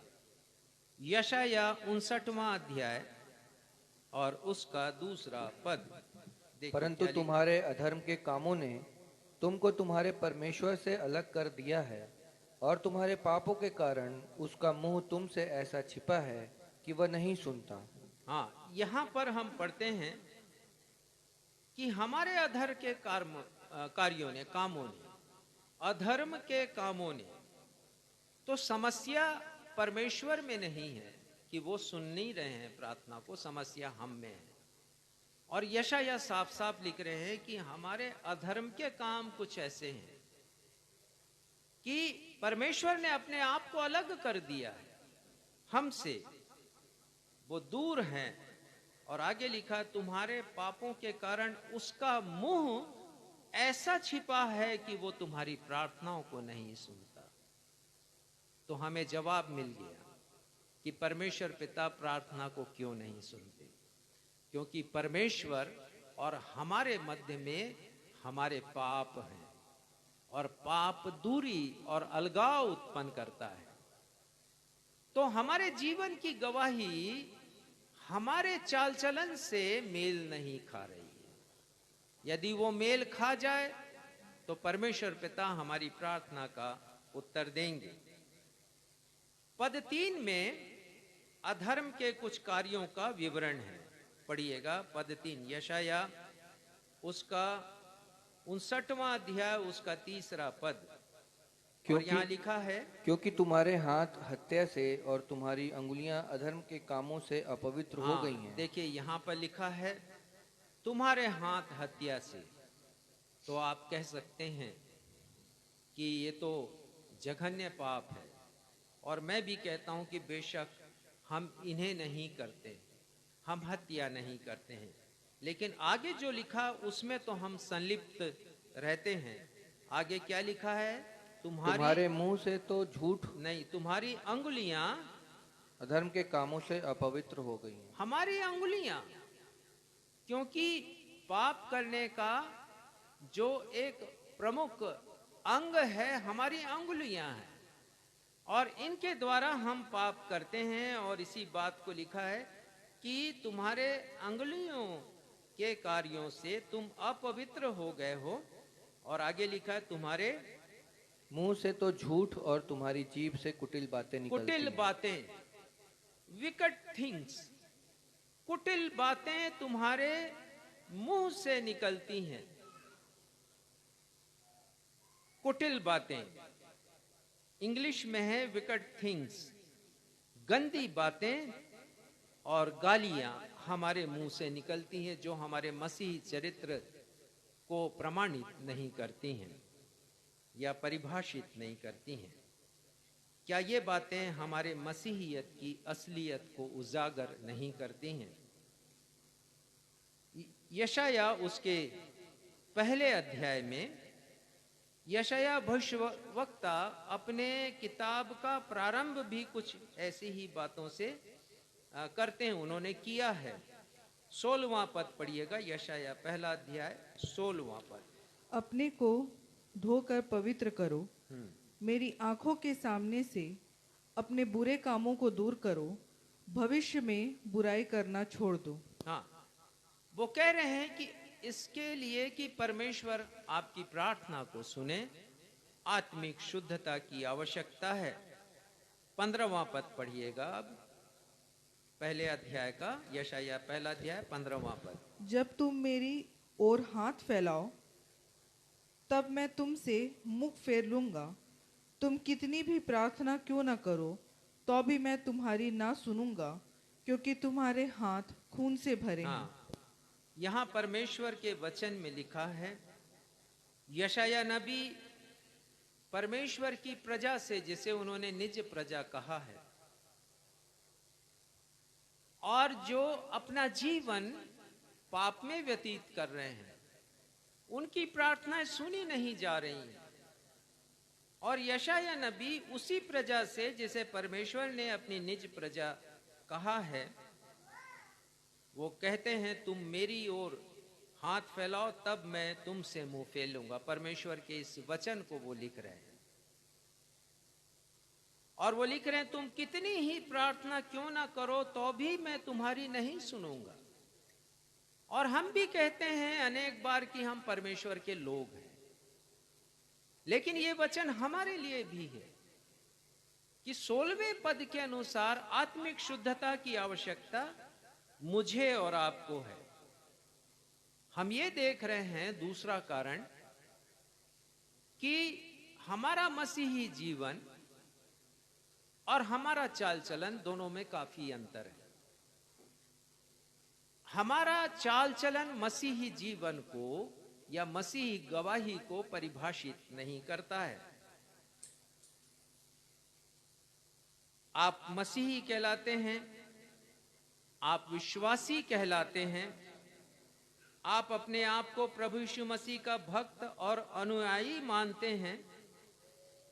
अन्य समाज के लोग आपके विषय में कहते हैं कि वह व्यक्ति तो प्रभु यीशु मसीह का शिष्य है, उसे मानता है, वो मसीही है, वो क्रिश्चियन है, वो ईसाई है। पर प्रश्न ये है कि क्या आपका जीवन मसीही जीवन के गुणों को प्रदर्शित करता है? क्या आपके मसीही जीवन की गवाही आपके आचरण से मेल खा रही है? कहीं ऐसा तो नहीं कि एक ओर आप अपने आप को मसीही विश्वासी कहते हैं, प्रभु भक्त कहते हैं, अनुयायी या शिष्य मानते हैं, और दूसरी ओर सांसारिक जीवन व्यतीत करते हैं। संत पौलुस ने लिखा है, रोमियो 12 अध्याय का 2 पद पढ़िएगा। अनेक बार हम इस पद को पढ़ते हैं, रोमियो 12 पहला अध्याय पहला पद और रोमियो 12 उसका 2 पद। पहले पद में वो कहते हैं कि इसलिए है भाइयों, मैं तुम्हें परमेश्वर की दया स्मरण दिला दिलाकर विनती करता हूं कि अपने शरीरों को जीवित, पवित्र और परमेश्वर को भावता हुआ बलिदान करके चढ़ाओ। कितनी बार पढ़ते हैं केवल पढ़ने के लिए, और भूल जाते हैं कि इसमें क्या लिखा है। भूल जाते हैं कि परमेश्वर ऐसा समर्पण हमसे चाहते हैं। और दूसरा पद भी पढ़िएगा। इस संसार के सदृश न बनो, परंतु तुम्हारे मन के नए हो जाने से तुम्हारा चाल चलन भी बदलता जाए। वो कहते हैं तुम्हारा यदि हृदय परिवर्तन हुआ है, तुम्हारा मन परिवर्तित हुआ, पुराने अनुवादों में बुद्धि शब्द आया, यदि परिवर्तन है तो परिवर्तन अपने चाल चलन का भी करो। तुम्हारा स्वभाव भी बदलता जाए, तुम्हारा चरित्र भी बदलता जाए, तुम्हारा आचरण, तुम्हारा कैरेक्टर ये भी बदलता जाए। इसका मतलब यह है कि हमारा मसीही जीवन परमेश्वर के वचन के अनुसार होना चाहिए। और यदि नहीं है, जैसा इजरायलियों का था, तो साफ साफ यशायाह ने लिखा है कि परमेश्वर पिता हमारी प्रार्थना को नहीं सुनेंगे। परमेश्वर पिता दूरी बना करके रखें क्योंकि हम अपवित्र हैं। फिलिपियों 1:27 में लिखा है, केवल इतना करो कि तुम्हारा चाल चलन मसीह के सुसमाचार के योग्य हो। क्या मेरे और आपके चाल चलन में, मेरे और आपके आचरण व्यवहार में बदलाहट है?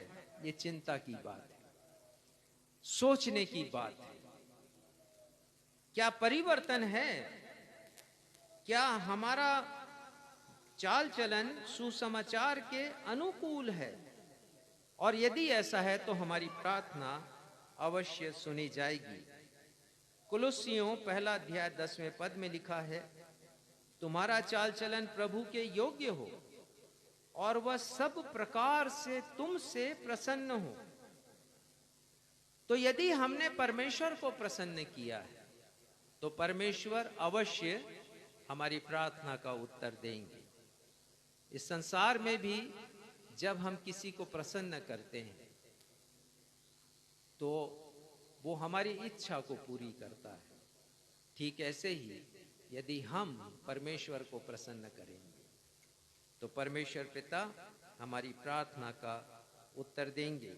इफिसियों 5:15 में संत पौलुस लिखते हैं कि ध्यान से देखो कैसी चाल चलते हो, निर्बुद्धियों के समान नहीं, सुबुद्धियों के अनुसार चलो।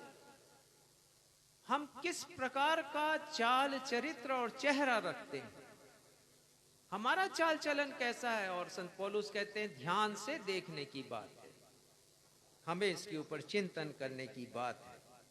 और एक गंभीर मसला है कि हमारी गवाही परमेश्वर के वचन के अनुरूप होना चाहिए, परमेश्वर के योग्य चाल चलन होना चाहिए। डॉक्टर बिली ग्राहम ने लिखा, if the money is lost nothing is lost. यदि पैसा चला गया तो कुछ भी नहीं गया। आगे वो लिखते हैं, if the health is lost something is lost. यदि स्वास्थ्य गया, हमारा शरीर से कमजोर हो गए तो कुछ तो गया है, जरूर गया है। और आगे कहते हैं, but if the character is lost everything is lost. चरित्र यदि चला गया तो सब कुछ चला गया। समझिए, पैसा भी चला गया और हमारा स्वास्थ्य भी, हमारा अच्छा जीवन भी, जिसके ऊपर हम घमंड करते होंगे, वो भी चला गया। अंतिम तीसरा कारण के ऊपर आज हम विचार करेंगे। कारण 5 है, पर आज केवल 3 कारण के ऊपर हम विचार करेंगे।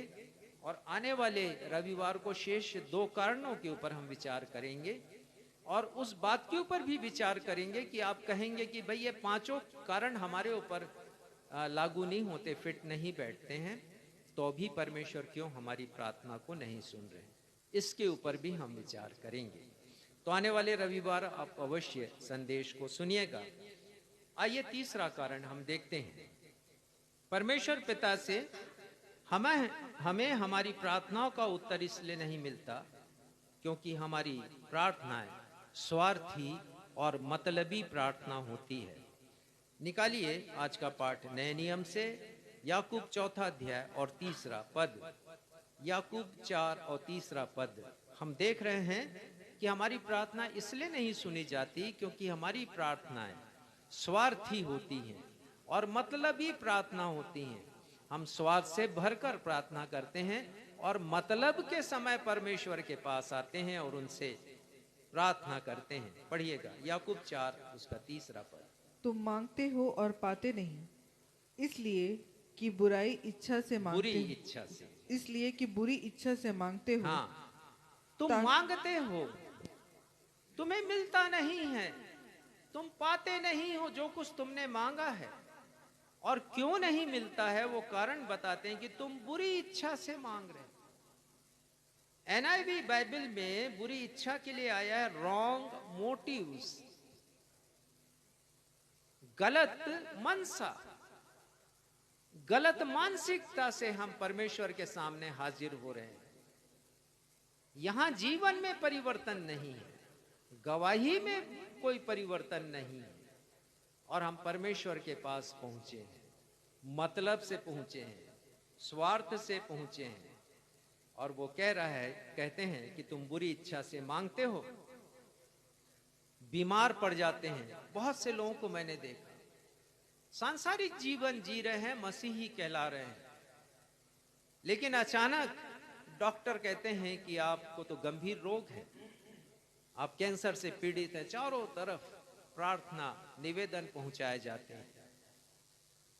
मैं नहीं कहता कि ये गलत है, पर जो सही है वो ये है कि जब प्रार्थना हमारी सुनी जाती है उसके बाद का जीवन हमारा कैसा होता है। बहुत बार हम एक्सीडेंट में पड़ जाते हैं, परमेश्वर से प्रार्थना करने लगते हैं परिवार के लोग भी, लेकिन जान बचती तो कितना जीवन हम प्रभु को देते हैं, उस जीवन के लिए जैसे प्रभु ने बचा लिया है। परीक्षा के समय अक्सर स्टूडेंट्स लोग प्रार्थना करते हैं कि सफलता दे दे परमेश्वर, नौकरी पाने के लिए हम प्रार्थना करते हैं। ऐसी प्रार्थनाएं मतलबी प्रार्थना होती हैं और प्रार्थना करते हैं, उसके बाद हम उस परमेश्वर को जिसने हमारी प्रार्थना को सुना है, उत्तर दिया है, हम भूल जाते हैं। लिखा है तुम मांगते हो और पाते नहीं, ताकि अपने भोग विलास में उड़ा दो।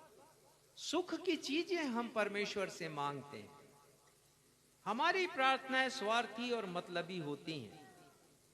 एक महिला के बारे में मैंने पढ़ा, उस महिला ने लॉटरी का टिकट खरीदा, सत्य घटना आपको बता रहा हूं, और लॉटरी का टिकट खरीद के बाइबल के भीतर रख दिया। प्रार्थना करने लगी, परमेश्वर पिता आप मुझे पहला इनाम दिला दीजिए।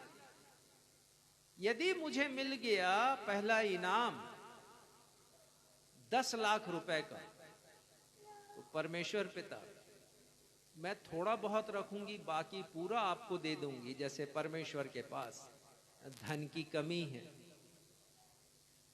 मतलबी प्रार्थना, स्वार्थ की प्रार्थना। एक महिला मुझसे कह रही थी, वो किसी व्यापार से जुड़ी हुई थी और वो कहने लगी कि इस व्यापार में तो बहुत लाभ है, और वो कहने लगी कि पास्टर साहब प्रार्थना कीजिए कि मुझे सफलता मिले और गांव की कलीसिया मैं बना सकूं।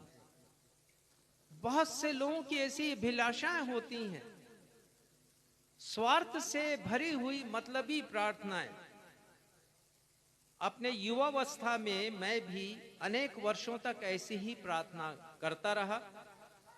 रटी रटाई प्रार्थना, मतलबी प्रार्थना, स्वार्थ से भरी हुई प्रार्थना। और अनेक लोग इस प्रकार की प्रार्थना करते हैं। भोजन पर बैठते हैं तब वही घिसी पिटी प्रार्थनाएं लगभग जो याद हो चुकी हैं हमको, हम वही प्रार्थना दोहराते हैं। रात को जब सोते हैं तब भी वही प्रार्थना हम करते हैं। एक ही प्रकार की प्रार्थना सुन सुन करके परमेश्वर भी सोचते हैं क्या इनको ऐसी ही प्रार्थना करनी आती है। उकता जाते हैं। परमेश्वर मलाकी की किताब में लिखा है, उकता गया हूं तुम्हारी बातों से। हमारी प्रार्थना से परमेश्वर भी उकता जाते। जरा सोचिए, आपका बेटा भी यदि एक ही प्रकार का रट लगाए रहे आपके सामने, आप इरिटेट हो जाएंगे।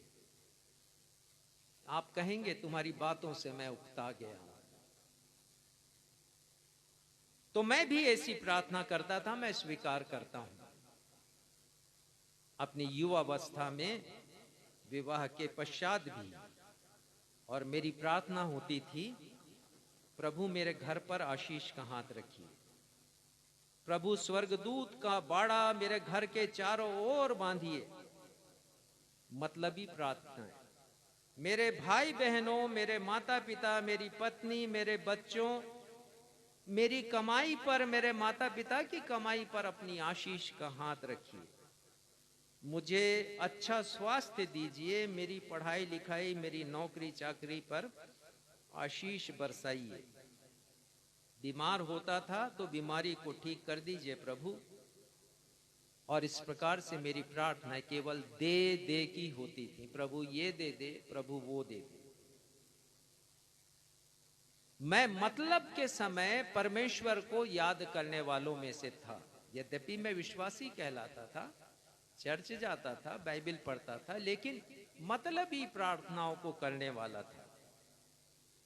जरा ध्यान दीजिएगा, एक बहुत अच्छा पद अय्यूब की किताब से पढ़िएगा। अय्यूब 35 उसका 13वां पद।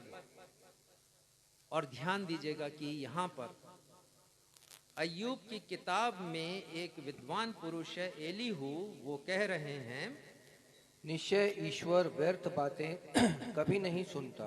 परमेश्वर व्यर्थ बातों को नहीं सुनते हैं। ये परमेश्वर के वचन में लिखा। परमेश्वर ने अपनी भावनाओं को व्यक्त किया है कि परमेश्वर व्यर्थ बातें कभी नहीं सुनते हैं। और आगे, और न सर्वशक्तिमान उन पर चित्त लगाता और है। न सर्वशक्तिमान उन पर चित्त लगाता है। प्रभु यीशु मसीह ने कुछ ऐसी बातें कही हैं मत्ती 6वें अध्याय के 7वें पद में। और उन्होंने कहा है, प्रार्थना करते समय अन्य जातियों के समान बकबक नहीं करो। हमारी प्रार्थनाएं बकबक वाली प्रार्थनाएं बन जाती यदि एक ही प्रकार की प्रार्थना हम करते हैं, घिसी पिटी प्रार्थना। बकबक करने वाली प्रार्थना नहीं करो, उन्होंने कहा, क्योंकि बहुत से सोचते हैं कि उनके बहुत बोलने से उनकी सुनी जाएगी। हम भी कभी कभी ऐसी प्रार्थना करते हैं। अर्थहीन प्रार्थनाएं, स्वार्थी और मतलबी प्रार्थनाएं। हमारी प्रार्थनाएं स्वार्थ रहित होना चाहिए। मैं नहीं कहता कि अपनों के लिए प्रार्थना नहीं कीजिए, पर कितनी बार हम गैरों के लिए प्रार्थना करते हैं, उन्हें जिन्हें कभी हमने देखा नहीं, जिनका प्रेयर रिक्वेस्ट हमारे पास आया है। कितनी चिंता हमारी होती है जब दो देशों को हम लड़ता हुआ देखते हैं और उन व्यक्तियों को जो बेगुनाह हैं उन्हें पिसता हुआ देखते हैं, अपने घर छोड़कर भागता हुआ देखते हैं, बेघर होता हुआ देखते हैं। कल मैंने एक तस्वीर देखी, एक इतना बड़ा लड़का है और उसकी एक छोटी बहन है। उसकी माँ ने और बच्चों को पाया है दोनों हाथों से, और वो लड़का भी जो किशोर अवस्था का, टीनेज का, उसने अपनी बहन को गोद में उठाया है। पिता के सिर पर माल असबाब है, कुछ जरूरी सामान है। कितनी बार हम पीड़ितों के लिए प्रार्थना करते हैं, कितनी बार हम करते हैं या केवल अपने लिए प्रार्थना करते हैं, स्वार्थी और मतलबी प्रार्थनाएं।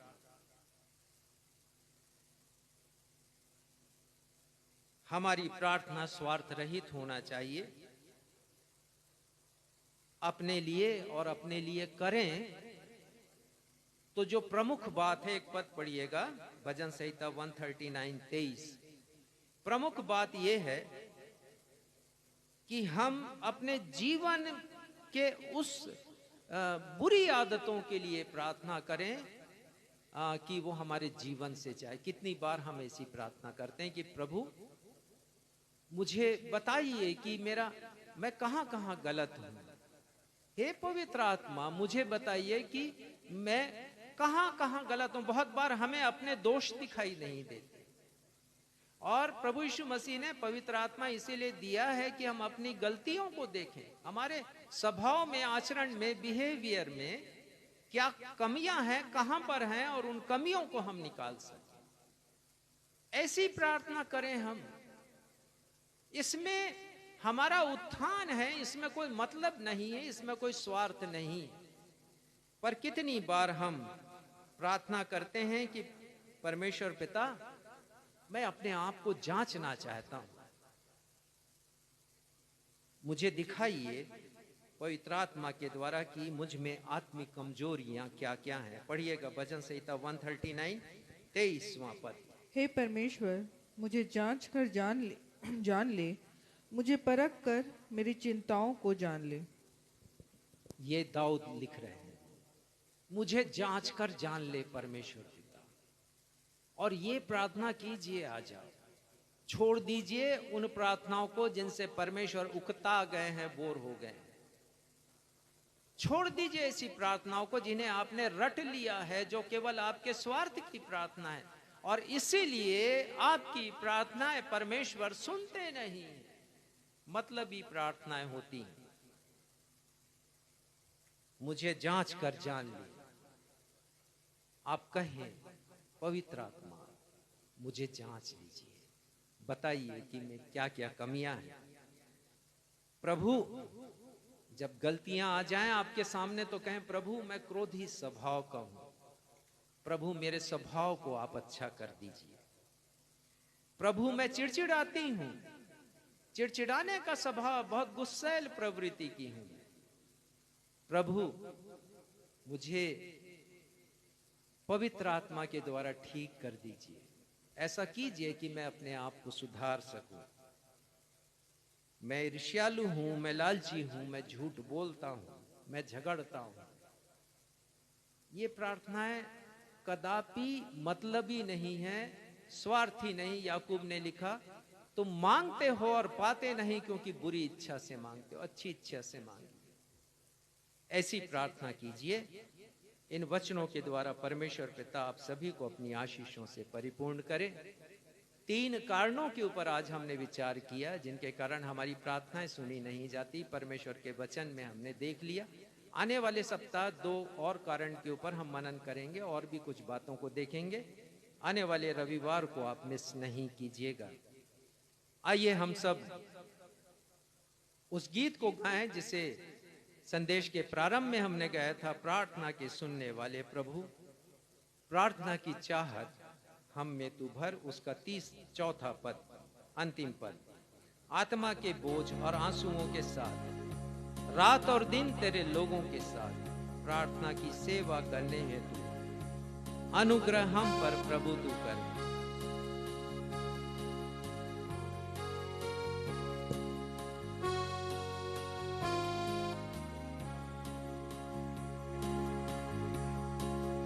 आत्मा के बोझ और आंसुओं के साथ रात और दिन तेरे लोगों के साथ प्रार्थना की सेवा करने हेतु अनुग्रह हम पर प्रभु तू कर। प्रार्थना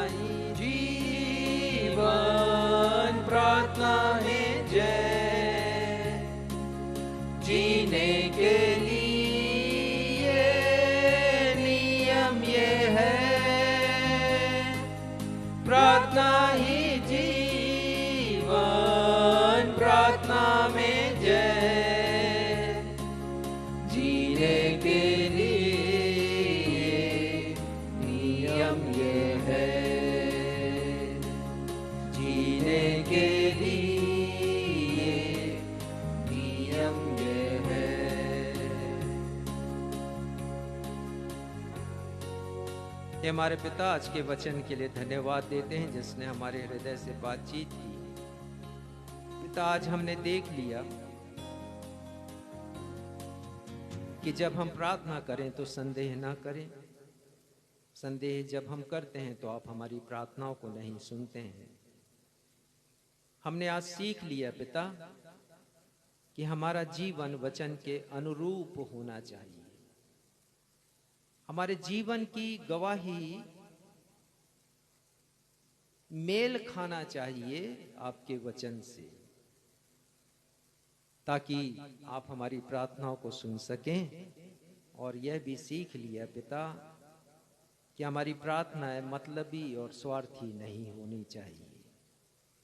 हम धन्यवाद देते हैं पिता, पवित्र आत्मा के द्वारा इन विषयों को समझने के लिए आपने हमारी सहायता की। आगे भी आपकी सहायता इसी प्रकार मिले और ये वचन हमारे हृदय पर राज करे। धन्यवाद के साथ अपनी इस प्रार्थना को मांग लेते हैं। सुनिए, ग्रहण कीजिए, आशीष ग्रहण करेंगे। अब मैं आप सबों को परमेश्वर पिता के सुरक्षामयी हाथों में अनुग्रह के वचन के साथ सौंप देता हूँ। ये वचन आपके आत्मिक जीवन की उन्नति कर परमेश्वर पिता के चुने हुए लोगों के साथ उत्तराधिकार पाने में सहभागी बना सकता है। उसी अद्वैत परमेश्वर पिता का प्रेम, उद्धारकर्ता प्रभु यीशु मसीह का अनुग्रह और शांतिदायक पवित्र आत्मा की सहभागिता आप सभी प्रियजनों के साथ युगानुयुग बनी रहे। कलीसिया कहे आमीन।